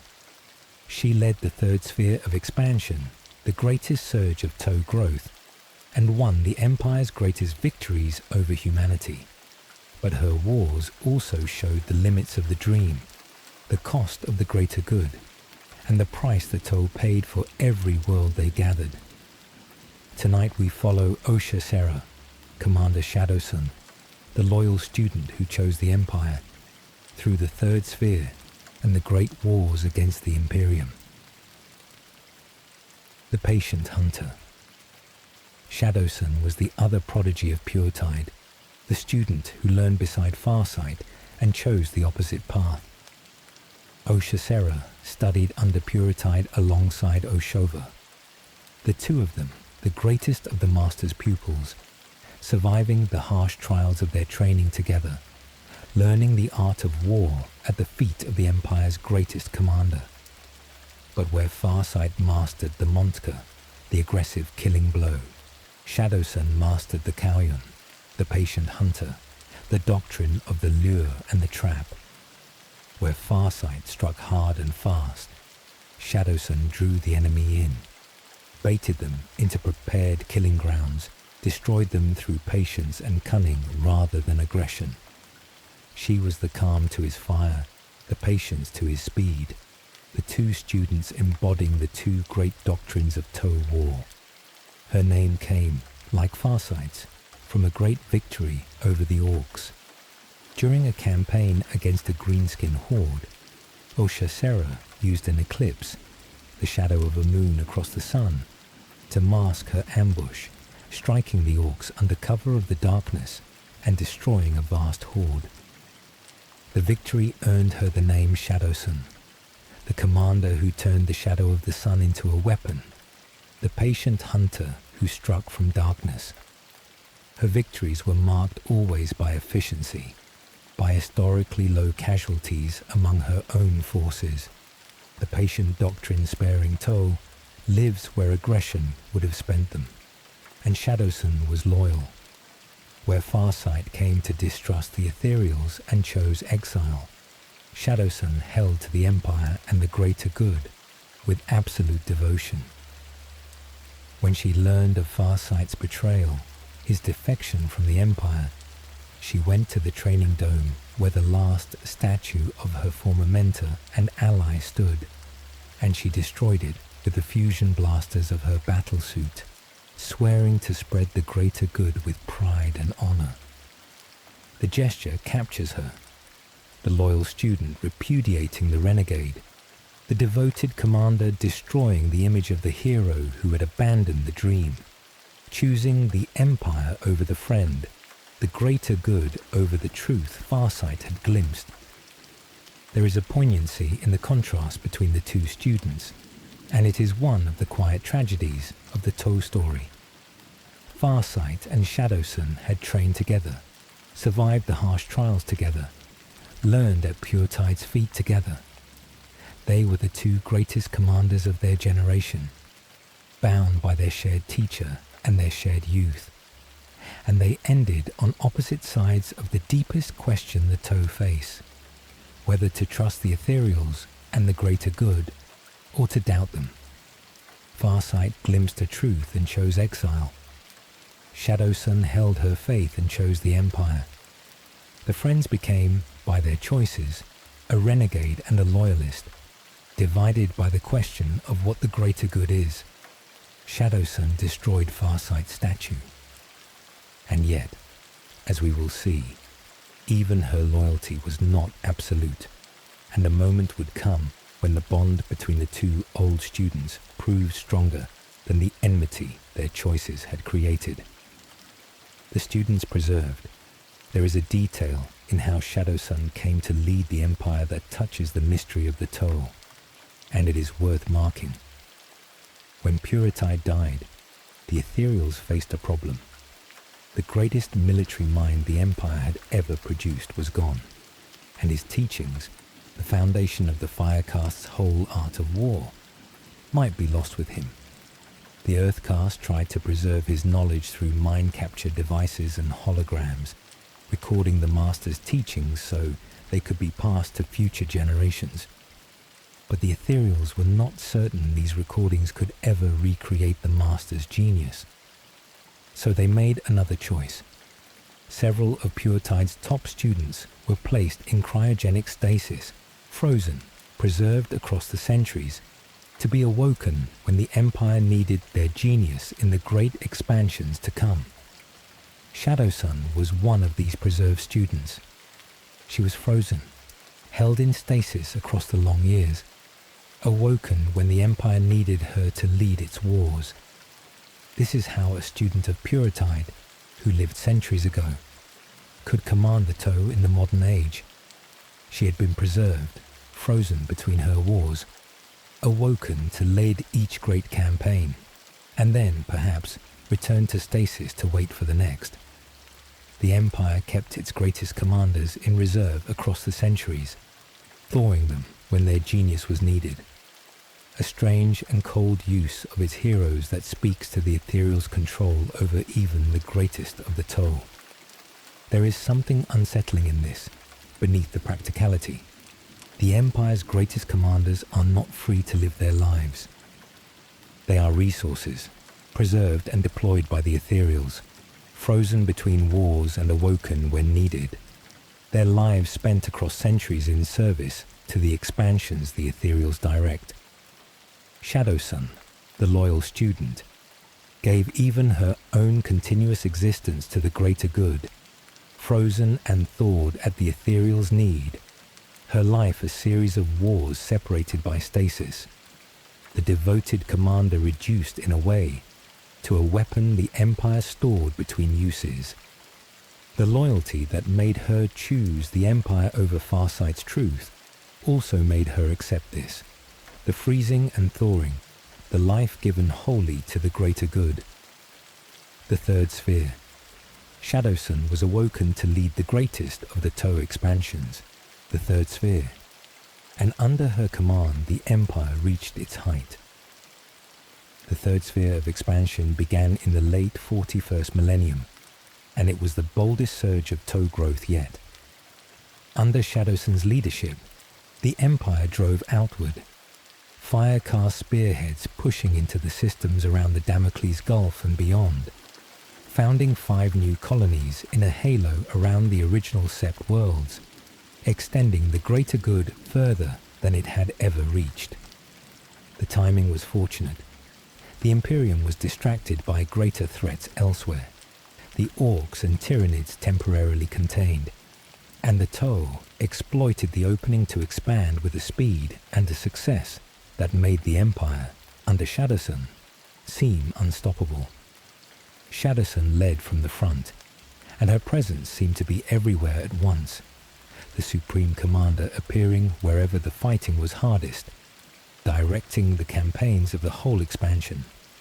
New war machines made their debut in her wars. The great X-Viv 104 Riptide battlesuit, the Ghostkill, the Storm Surge, the Earthcast's latest creations unleashed under Shadowsun's command. The Third Sphere was the Empire at its most powerful, its most confident, its most successful, the greater good, spreading across new worlds on the strength of Shadowsun's generalship and the Earthcast's technology. The great prize of the Third Sphere was Agrellan, an imperial hive world that the Mont'au would rename Mugulath Bay. Shadowsun led a mighty coalition against the world, and the assault was a masterpiece. The new Riptide battlesuits laid waste to the Imperial heavy tanks. The Mont'au offensive broke the hive cities, and Agrellan, a world of 12 great hive cities, fell to the Mont'au after a single day of combat. It was one of the greatest Mont'au victories over humanity, the capture of an Imperial hive world, the greater good planted on a world that had been human for 10,000 years. The Ethereal Supreme Omver himself broadcast the victory to every Mont'au, praising Shadowsun, proclaiming the triumph of the greater good. By the height of the Third Sphere, the Mont'au Empire had grown vast, expanding to well beyond its size before the expansion began, claiming new septs, planting the greater good across a swathe of new worlds. 3 full new septs were created from the conquests, and the Empire stood at its greatest extent, its most confident, its most powerful. To the Mont'au, it seemed that the dream was unstoppable, that the greater good would spread across the galaxy, that the boundless scope the name Vastalos promised lay open before them. The young race that had been humbled by the Damocles Crusade had returned, grown stronger, and won victories over humanity that no one would have thought possible. The Third Sphere was the high tide of the Mont'au, the moment the dream seemed nearest to its fulfillment. And it was at this very high tide that the Imperium taught the Mont'au once more the true cost of provoking the giant. As Kodkad, the hunter, hunted. But the wars of the Third Sphere also showed the cost, and the Imperium's response taught the Mont'au the price of provoking the giant. At Mugulath Bay, Shadowsun met an enemy who would hunt her across the whole expansion.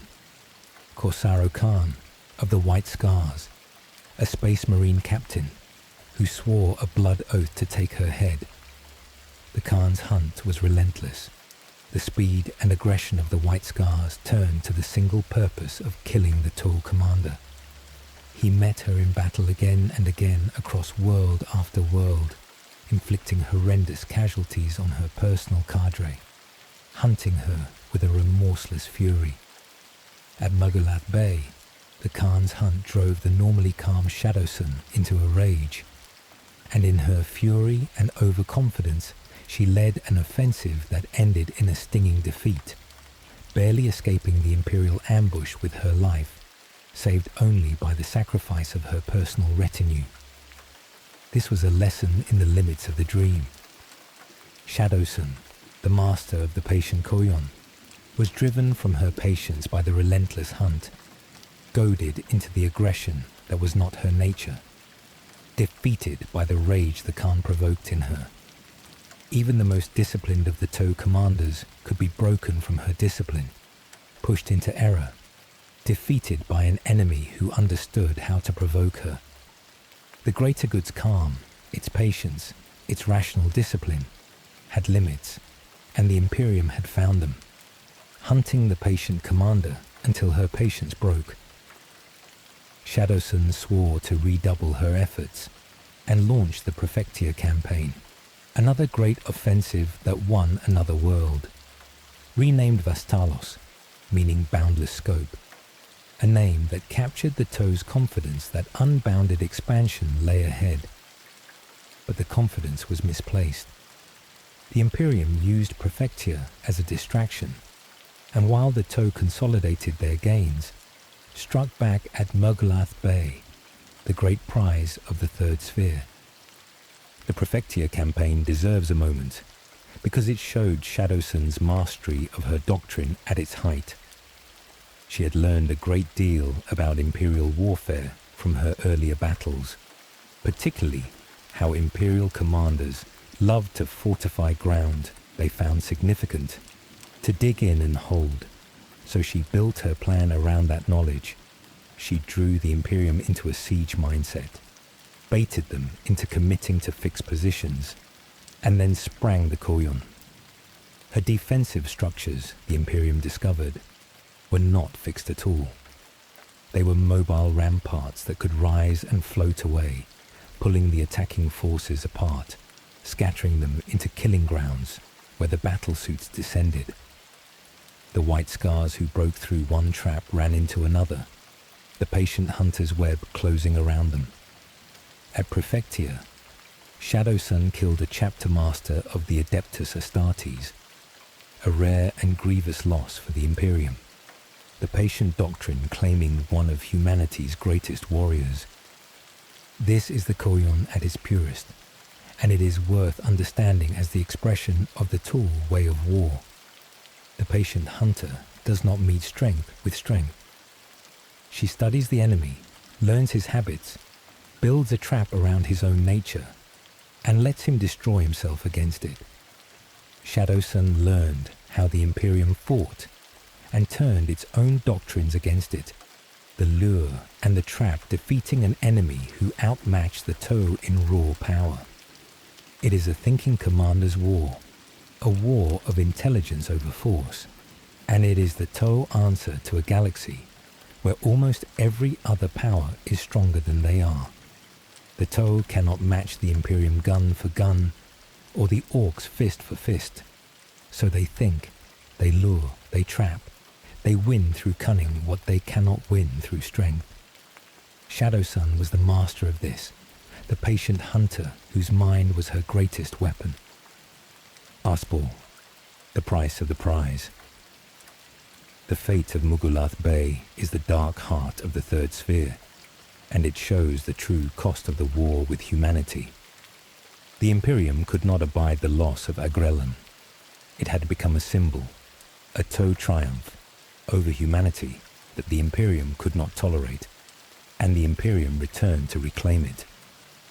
The second Agrellan campaign was fierce, Shadowsun leading an effective resistance, but the Imperium had decided that if it could not hold Mogu'lath Bay, no one would. The Imperium subjected the world to exterminatus, the ultimate sanction, the destruction of an entire planet, unleashing a planetary firestorm that consumed Mogu'lath Bay, killing the Tau and the human populations alike, destroying the world rather than letting the Tau keep it. This is the Imperium's nature in its starkest form. Faced with the loss of a world to the Tau, the Imperium destroyed the world entirely, killing everything on it, burning a planet to ash rather than allowing the greater good to claim it. The symbol of Tau triumph became a symbol of the Imperium's terrible resolve. The world the Tau had won in a day reduced to a firestorm-scoured ruin. The greater good's greatest prize turned to ash by an enemy that would rather destroy than yield. A small number of T'au survived. Sheltered beneath an energy shield, the earth cast raised over a single city. But the world was dead, the triumph undone, the prize destroyed, and the death of Mugalath Bay came with another death. The ethereal supreme Almva, the great leader of the T'au, was killed at the hands of the Officio Assassinorum, the Imperium's assassins, during the campaign. The supreme leader of the ethereal caste, the voice that had directed the Third Sphere, the figure who had broadcast the Empire's triumphs to every T'au, was assassinated by the Imperium, struck down in the war for Mugalath Bay. The Third Sphere, which had begun in triumph and seemed unstoppable, ended in the destruction of its greatest prize and the death of its supreme leader, the limits of the dream written in the firestorm of Mugalath Bay, and the assassination of Almva. This was the end of the Third Sphere, and the lesson of it was the lesson the T'au kept learning. The galaxy was vast and cruel, and the Imperium, even distracted, even fighting on 1,000 fronts, was a giant whose resolve could turn a T'au triumph into ash. The greater good had expanded, won worlds, planted the dream further than ever.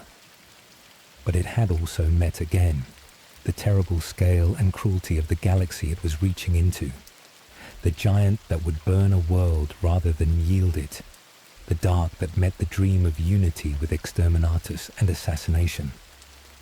Sleep well. Tomorrow we sit with the deepest mystery of the T'au, the Ethereals themselves, and the question of what binds the Empire together. We come now to the deepest mystery of the T'au, the question that runs beneath everything we have followed. Who are the Ethereals, and what binds the Empire together? They are the rulers of the T'au, the fifth caste, the serene masters who ended the Mont'au and gave the race the greater good. Every T'au obeys them without question, and no one, not the Imperium that has studied them, not perhaps even the T'au who follow them, knows for certain what gives the Ethereals their absolute power. Tonight we sit with the mystery at the heart of the Empire, the shadow beneath the dream, the question of whether the greater good is the galaxy's one true hope, or its most sophisticated control. Tonight we follow the Ethereals into the dark of what they are. The ones who came from nowhere. The first strange thing about the Ethereals is that they were not always there. The Ethereals do not appear in the earliest T'au myths. In the oldest stories of the race, the stories of the hunters of the plains and the tribes and the Mont'au, there are no Ethereals. They appear suddenly, at the moment of the unification, walking out of nowhere into the midst of the race's self-destruction. The accounts tell of strange portents before their coming, lights in the sky, signs that something was about to change. And then, during a siege, when the T'au of the plains were making war on the T'au of the city of Phaeton, two strangers appeared. The story is quiet and strange. One Ethereal entered the besiegers' camp at night and asked to see their commander, and though he was softly spoken, the sentries found themselves unable to resist him, escorting him to their leader. At the same time, another Ethereal presented himself at the walls of the city, asking to speak to the Castellan, and was obeyed. The two strangers brought the leaders of both sides out from the walls, commanded the warring groups to sit, and began to speak of a greater good that could be achieved through unity. By sunrise, the two forces had declared a truce. Within a generation, the Ethereals had unified the whole race. This is the founding mystery. Where were the Ethereals before the Mont'au? Why do they appear from nowhere, just when the race is destroying itself, bearing a power to command obedience that no T'au had ever shown? Why do they carry a physical mark, the diamond-shaped organ on their foreheads, found on no other caste? The Toe do not ask these questions. To them, the Ethereals' authority is natural, inevitable, beyond question. The asking of such questions culturally unthinkable. But the questions are there, in the strange story of the ones who came from nowhere to save the race and rule it. The diamond on the brow. The physical mark of the Ethereals is the center of the mystery, and the Imperium has studied it. On the forehead of every Ethereal sits a small diamond-shaped organ, a ridge of raised bone over a structure found in no other Toe caste. When the Imperium captured and dissected an Ethereal, the Magos biologies who performed the dissection, working under an Inquisitor, found something suggestive inside that organ. It contained ultra-dense hormonal fluids that emit an overpowering scent. Near it were polyp structures that reminded the Magos of the pheromone glands of certain insects, the organs by which some creatures communicate and control through airborne chemicals. And the other Toe castes, the dissection showed, had unusually sensitive olfactory systems, senses of smell well suited to detecting such chemical signals. The theory that emerged is called, by one Imperial investigator, chemical puppetry. The idea is that the Ethereals control the other caste through pheromones, airborne biochemical signals emitted by the diamond organ, detected by the sensitive senses of the lower castes, securing their obedience through a chemistry they cannot resist and may not even perceive. The devotion the Toe feel for their Ethereals, on this theory, is not a free belief, but a chemical compulsion. The lower castes bound to obey by signals their own bodies receive and cannot refuse. The Inquisitor who studied the dissection thought this might be a weakness in the Ethereals' control, a biological vulnerability that could perhaps be exploited. But the theory is not certain, and the uncertainty is part of the horror.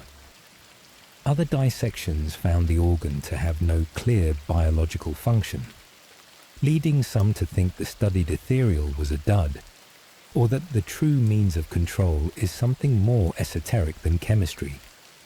The Imperium does not know.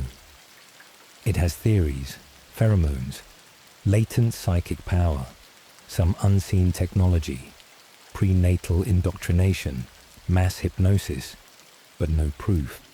The means by which the Ethereals secure the absolute obedience of their entire race remains, after all the study, unknown, a mystery the Imperium cannot solve, and the Toe will not question.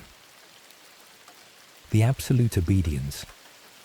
The depth of the Ethereals' control is the thing that makes the mystery urgent, because their authority is total. The law states it plainly and chillingly. The authority of an Ethereal over the other castes is so absolute that if an Ethereal ordered a lower caste Toe to kill himself, that Toe would obey instantly and without question, dying gladly at the command. This is not the obedience of respect or loyalty or shared belief. It is something deeper and stranger, a compulsion so total that a Toe would end his own life on an Ethereal's word. The Adeptus Mechanicus, the law notes, would give much to learn the secret of such power, for the Imperium can only dream of a control so complete, and the dependency runs the other way too, into something that looks like biology. When an Ethereal is killed in battle, the Toe around him do not merely mourn. They are struck with a grief and a panic so profound that their discipline collapses, their battle plans fall apart, the loss of the Ethereal devastating them in a way that goes beyond ordinary grief. Sometimes the grief turns to a berserk rage, the Toe throwing themselves at the enemy in a fury that abandons all their careful discipline. The reaction is so extreme, so beyond what the death of a leader should produce, that it suggests something deeper than devotion, a genuine dependency, as if the Ethereals are not merely the rulers of the Toe, but something their psychology, or their biology, has come to need. This is what makes the question of the Ethereals so dark. If their power is natural authority, the wisdom and charisma of gifted leaders, then the greater good is what it appears to be, a free union under wise rulers. But if their power is chemical or psychic compulsion, then the whole edifice of Toe society, the unity, the devotion, the greater good itself, rests on a control the Toe cannot resist and may not perceive, a mind control disguised as belief, a slavery the slaves mistake for harmony. The absolute obedience could be the mark of a people freely united, or the mark of a people who have never once been free since the strangers came from nowhere. The theories of what they are. Imperial scholars have proposed many answers to the question of the Ethereal's origin, and each carries its own implication. Some believe the Ethereals are a natural mutation, a caste that arose within the Toe species and developed pheromonal or low-level psychic abilities, a natural development of the race's own evolution. On this view, the Ethereals are no more than Toe, a variant caste, and their power, however it works, is the race's own.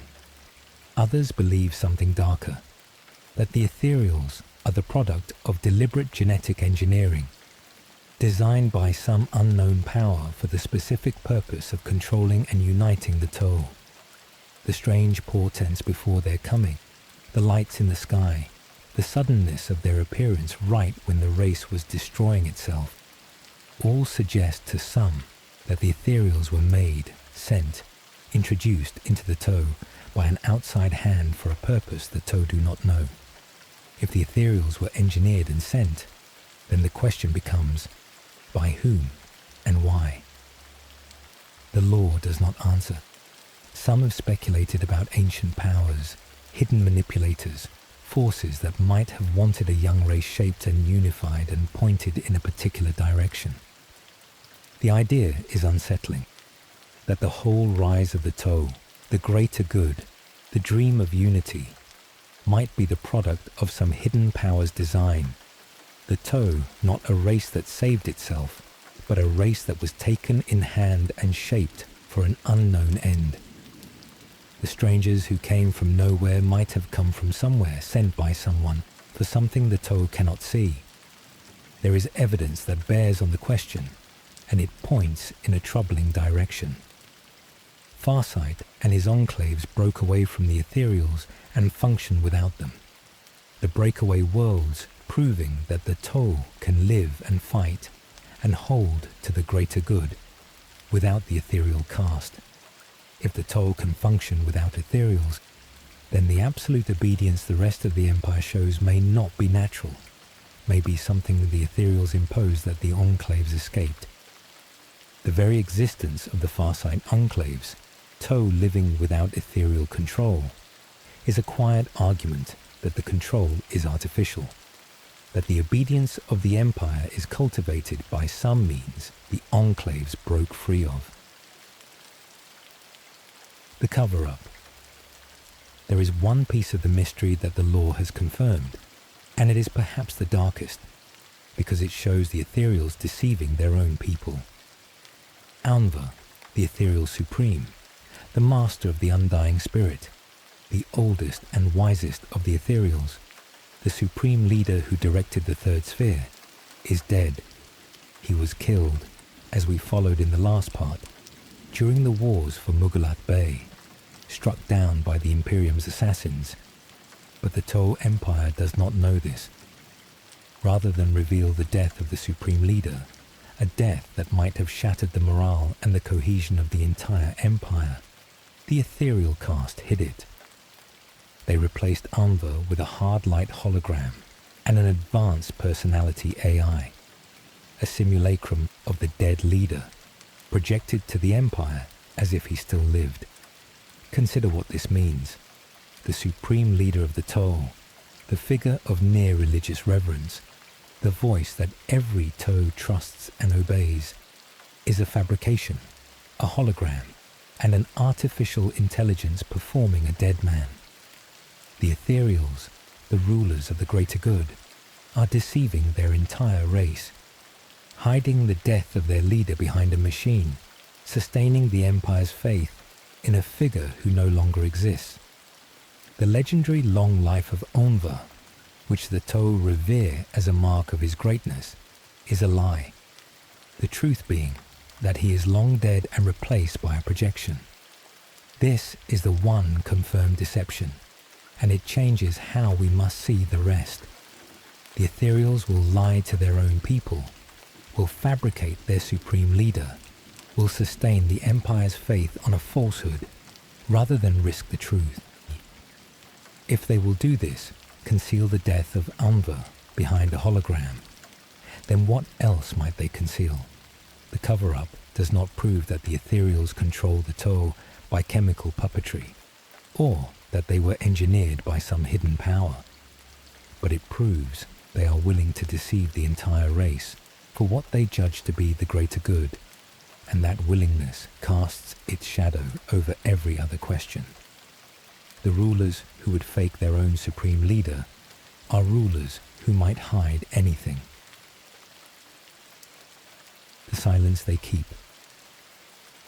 There is one more thread to draw before we weigh the final question, and it concerns what the Ethereals hide even among themselves. For all the unity the Ethereals impose on the lower castes, the law hints that the Ethereal caste is not itself a single mind.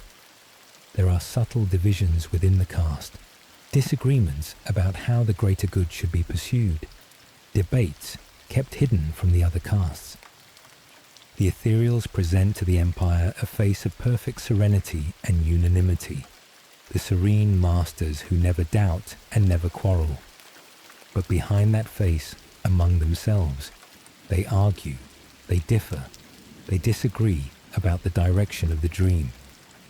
The unity they project is, in part, a performance, a mask of harmony over a caste that is as divided as any other in its private councils.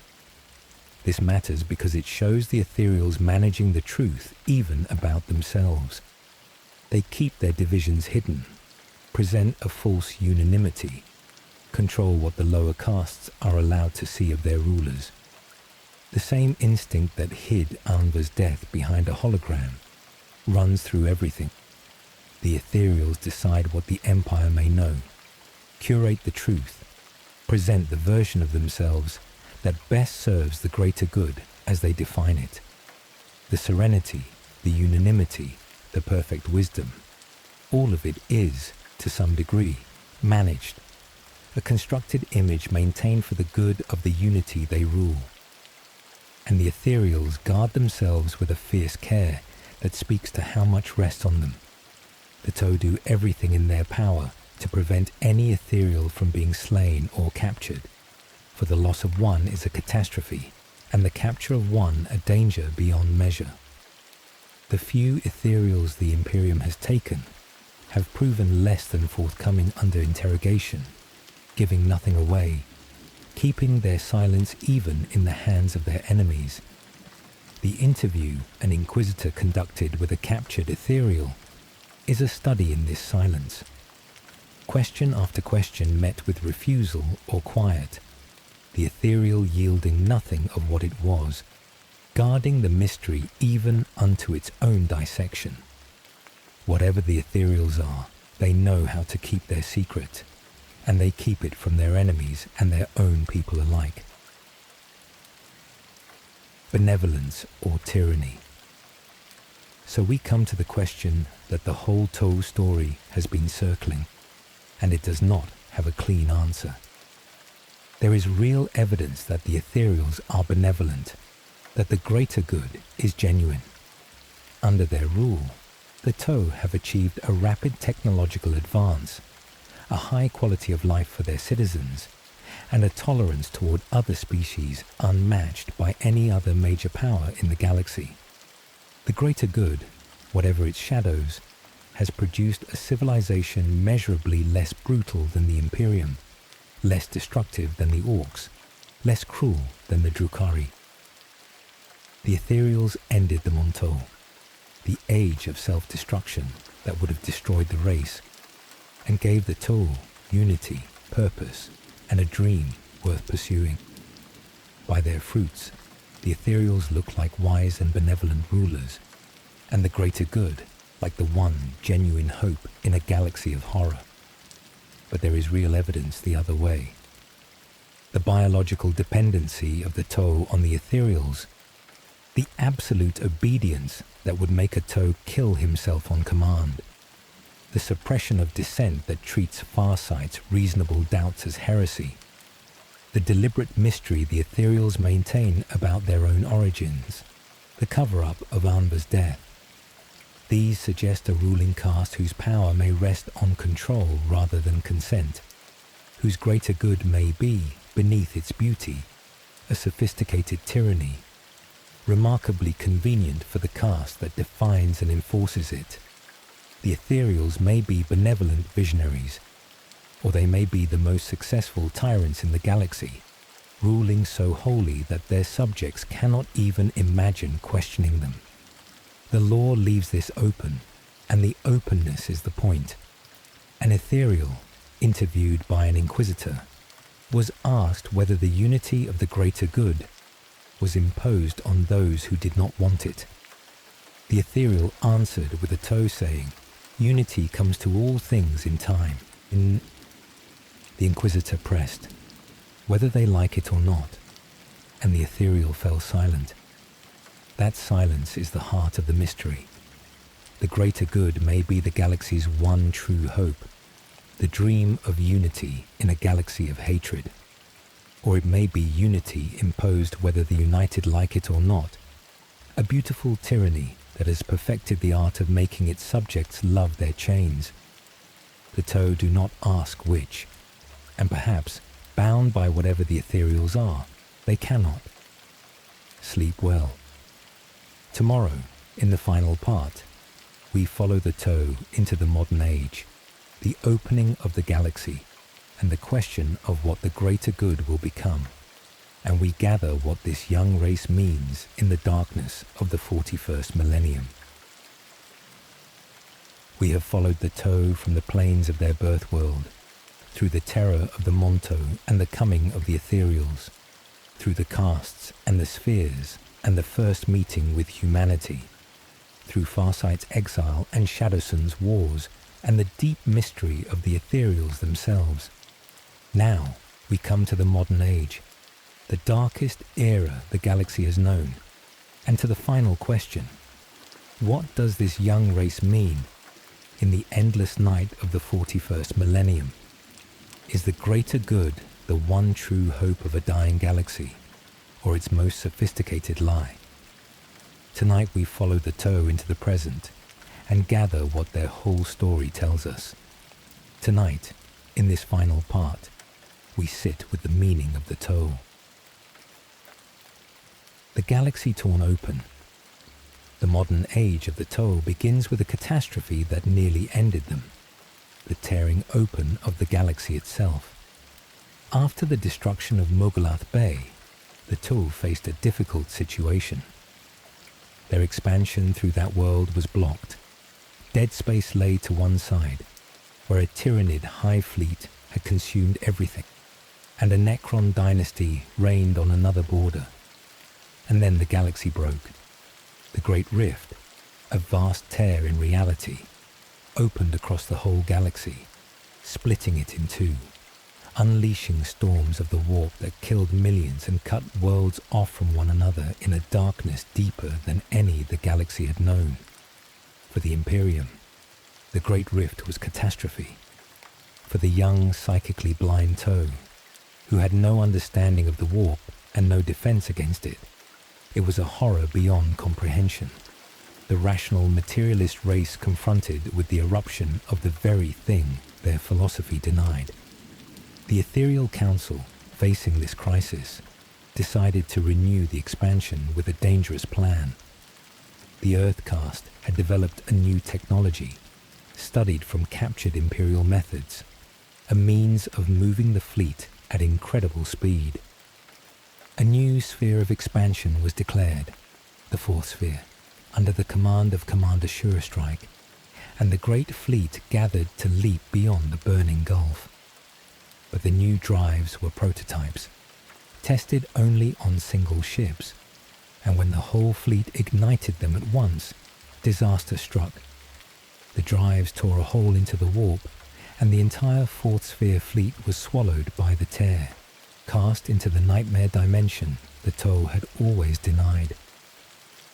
This was the Mont'au's darkest hour, and it was the realization of Farsight's terror.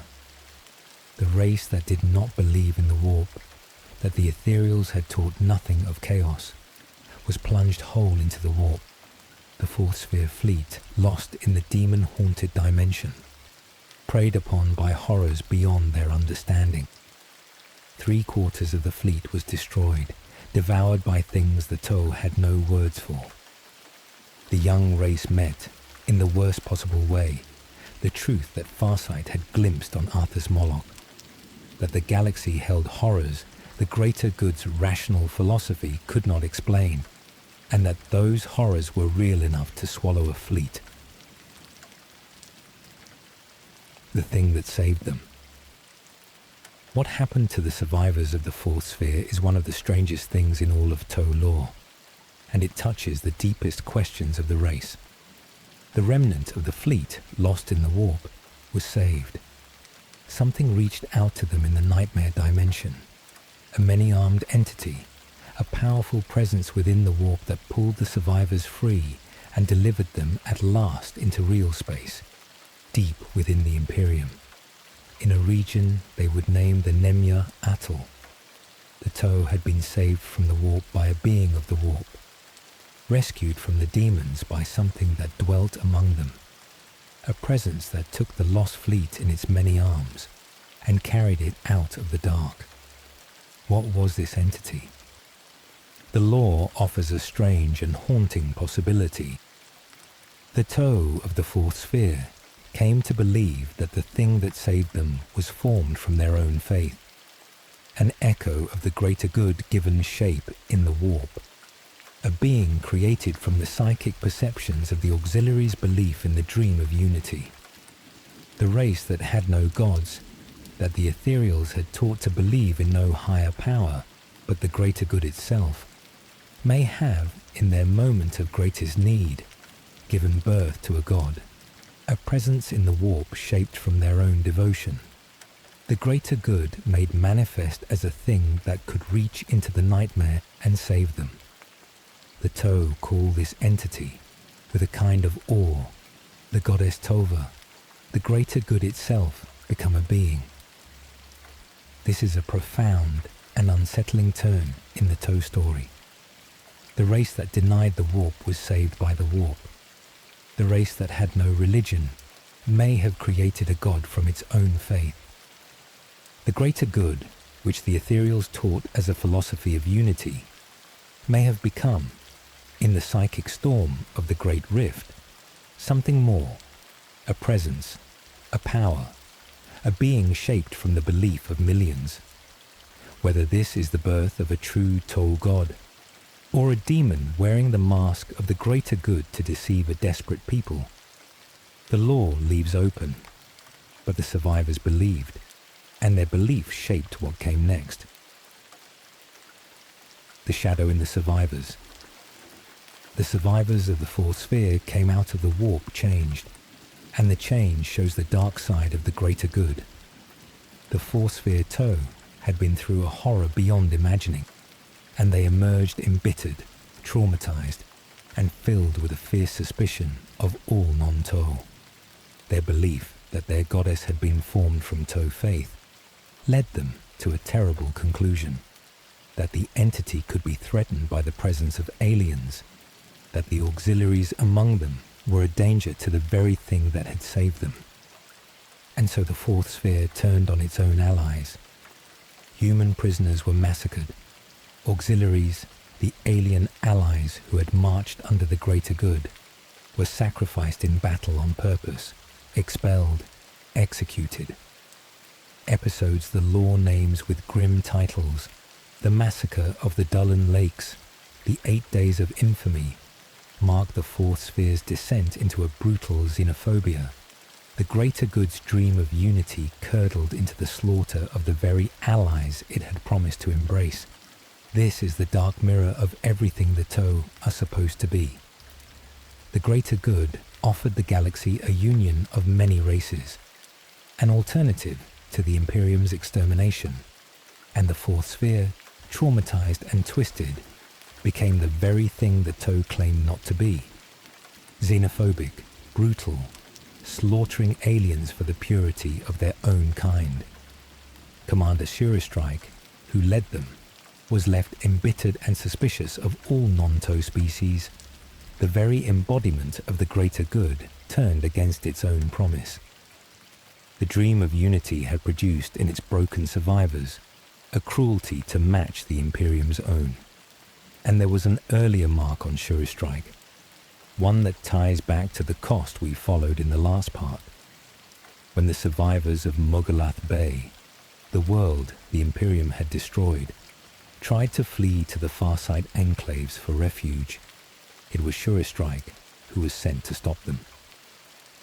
On the order of the Ethereals, who did not want the independent enclave strengthened by refugees, Shadowsun hunted down and destroyed most of the fleeing survivors, slaughtering Toe refugees to keep them from the one place that offered them freedom from ethereal rule. The greater good killing its own people to prevent them reaching freedom. This too is the shadow beneath the dream, the unity that will murder those who seek another way. The bond that held. Against all this darkness, there is one thread of light in the modern Toe story, and it is the bond between the two students of Puretide. We left Shadowsun in an earlier part, destroying the statue of Farsight, repudiating the renegade, choosing the Empire over her old friend. But the story did not end there. During the wars after Mont'au Bay, Farsight came to Shadowsun's aid, the exile returning to help the Loyalist in her hour of need, and Shadowsun, freed by Anva's death from the restraints the Supreme Ethereal had placed on her, and grateful for Farsight's help, did something that crossed the line her loyalty had drawn. She learned that the Ethereal Council had ordered her to capture Farsight, to take the renegade at last, and she warned him. She leaked the information to her old friend, the order for his capture.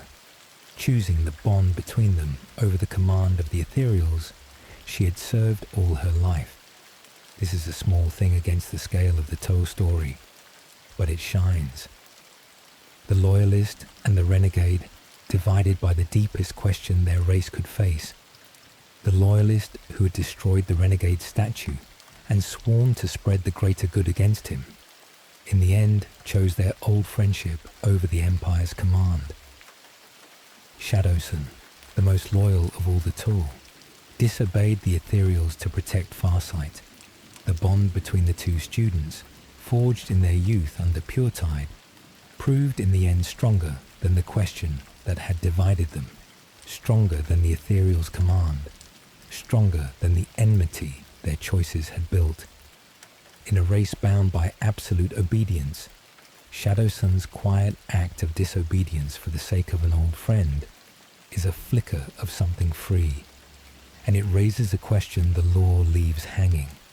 If Shadowsun, freed from Anva's restraints, would warn Farsight, would disobey the Ethereals for friendship, then how deep does her loyalty really run? Was the obedience of even the most loyal Toe always a thing imposed, held in place by the Ethereals' restraints, ready to loosen the moment those restraints were gone? The Loyalist, who disobeyed for love of a friend, is a small crack in the perfect edifice of Toe devotion, a hint that beneath the absolute obedience, even in the most loyal heart, something free still waited. The Fifth Sphere and the Reckoning. The lost Fourth Sphere was not the end of the story. for the Mont'au found their way back to their vanished fleet, and what followed showed both sides of the race at once.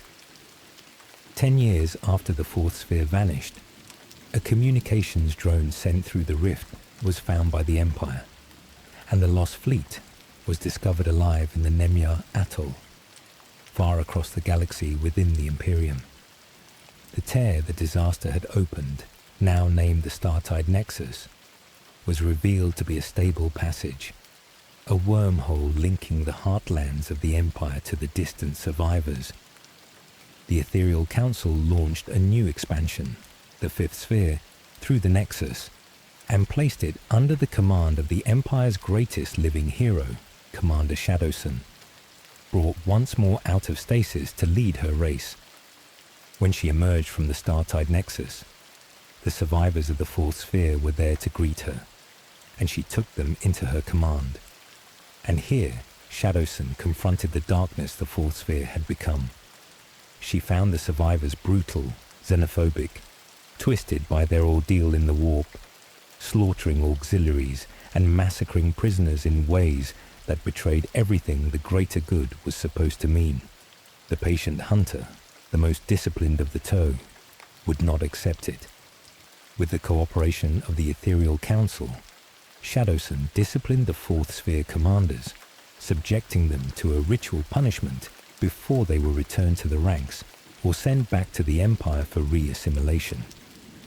The greater good, confronted with its own dark mirror, tried to correct it, the loyalist commander reining in the xenophobic brutality her own race had produced. There is something hopeful in this, and something troubling, and the two cannot be separated. Hopeful, because the Mont'au did not accept the Fourth Sphere's cruelty, because Shadowsun and the Council moved to discipline the brutality and restore the ideals of the greater good. Troubling, because the cruelty had arisen at all, because the dream of unity had produced xenophobic slaughter the moment its people were traumatized and afraid, because the correction came through the same ritual obedience that governs everything the Mont'au do. The greater good policing itself is the dream at its best. The greater good, having produced what it had to police, is the dream at its worst. Both are true, and they arrive together. Then the Death Guard came, a vast armada of the plague-ridden servants of chaos appeared in the Mont'au atoll and drove toward the Startide Nexus, seeking the passage to the heartlands of the Empire. Shadowsun rallied her forces in a desperate battle to hold the Nexus. The patient hunter turned to the defense of her whole race against the corruption of the warp-made flesh.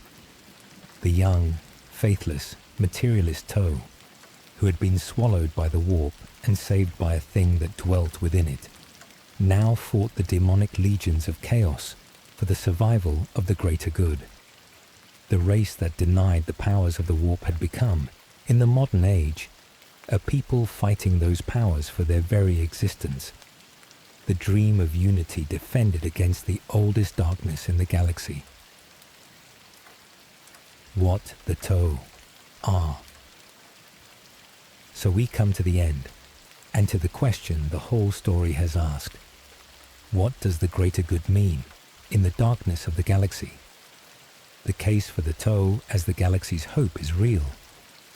In a galaxy of unrelenting horror, where the Imperium exterminates, the Orcs rampage, the Tyranids devour, chaos corrupts, and the Drukhari torture for pleasure, the Mont'au alone offer something else. They offer unity instead of extermination, an invitation instead of a war. They are the one power that says to other races, you can join us, you can share the dream, you can add your strength to ours rather than die before it. They have built a civilization of advanced technology and high quality of life, and a tolerance unmatched by any other power. In the long night of the 41st millennium, the Mont'au are the closest thing to a light, the young race that looks at the galaxy of hatred and proposes, against all of it, that the many might become one, and the case against is just as real. The unity of the Mont'au rests on the absolute obedience of the lower castes to the Ethereals, an obedience that may be chemical compulsion, may be mind control disguised as belief, may be a slavery the slaves cannot perceive. The greater good suppresses dissent, treats reasonable doubt as heresy, hides the death of its leaders behind holograms, murders its own refugees to keep them from freedom, and in the fourth sphere produced a xenophobic cruelty to rival the Imperium's own. The dream of unity may be, beneath its beauty, a tyranny so complete that its subjects love their chains, the greater good remarkably convenient for the caste that defines and enforces it. The truth, as the law leaves it, is that the Mont'au are both. They are a genuine alternative to the galaxy's horror and a power with its own dark shadow. They are the one race that offers unity instead of extermination, and a race whose unity may rest on a control no one can see.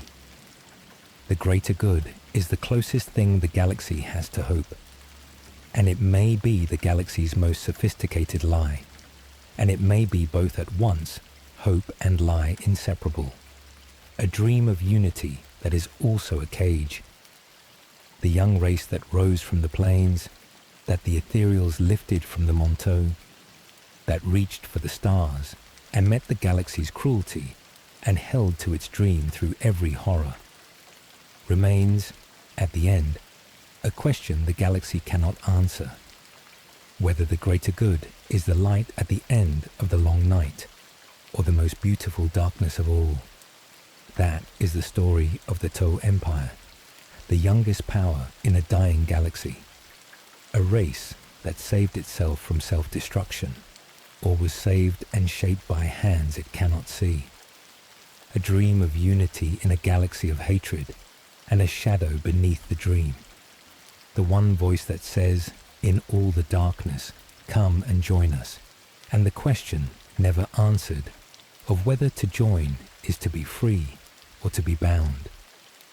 They reach for the stars and held to their dream, and the galaxy has not yet decided what they are, told slowly, for the quiet between waking and whatever waits in the dark.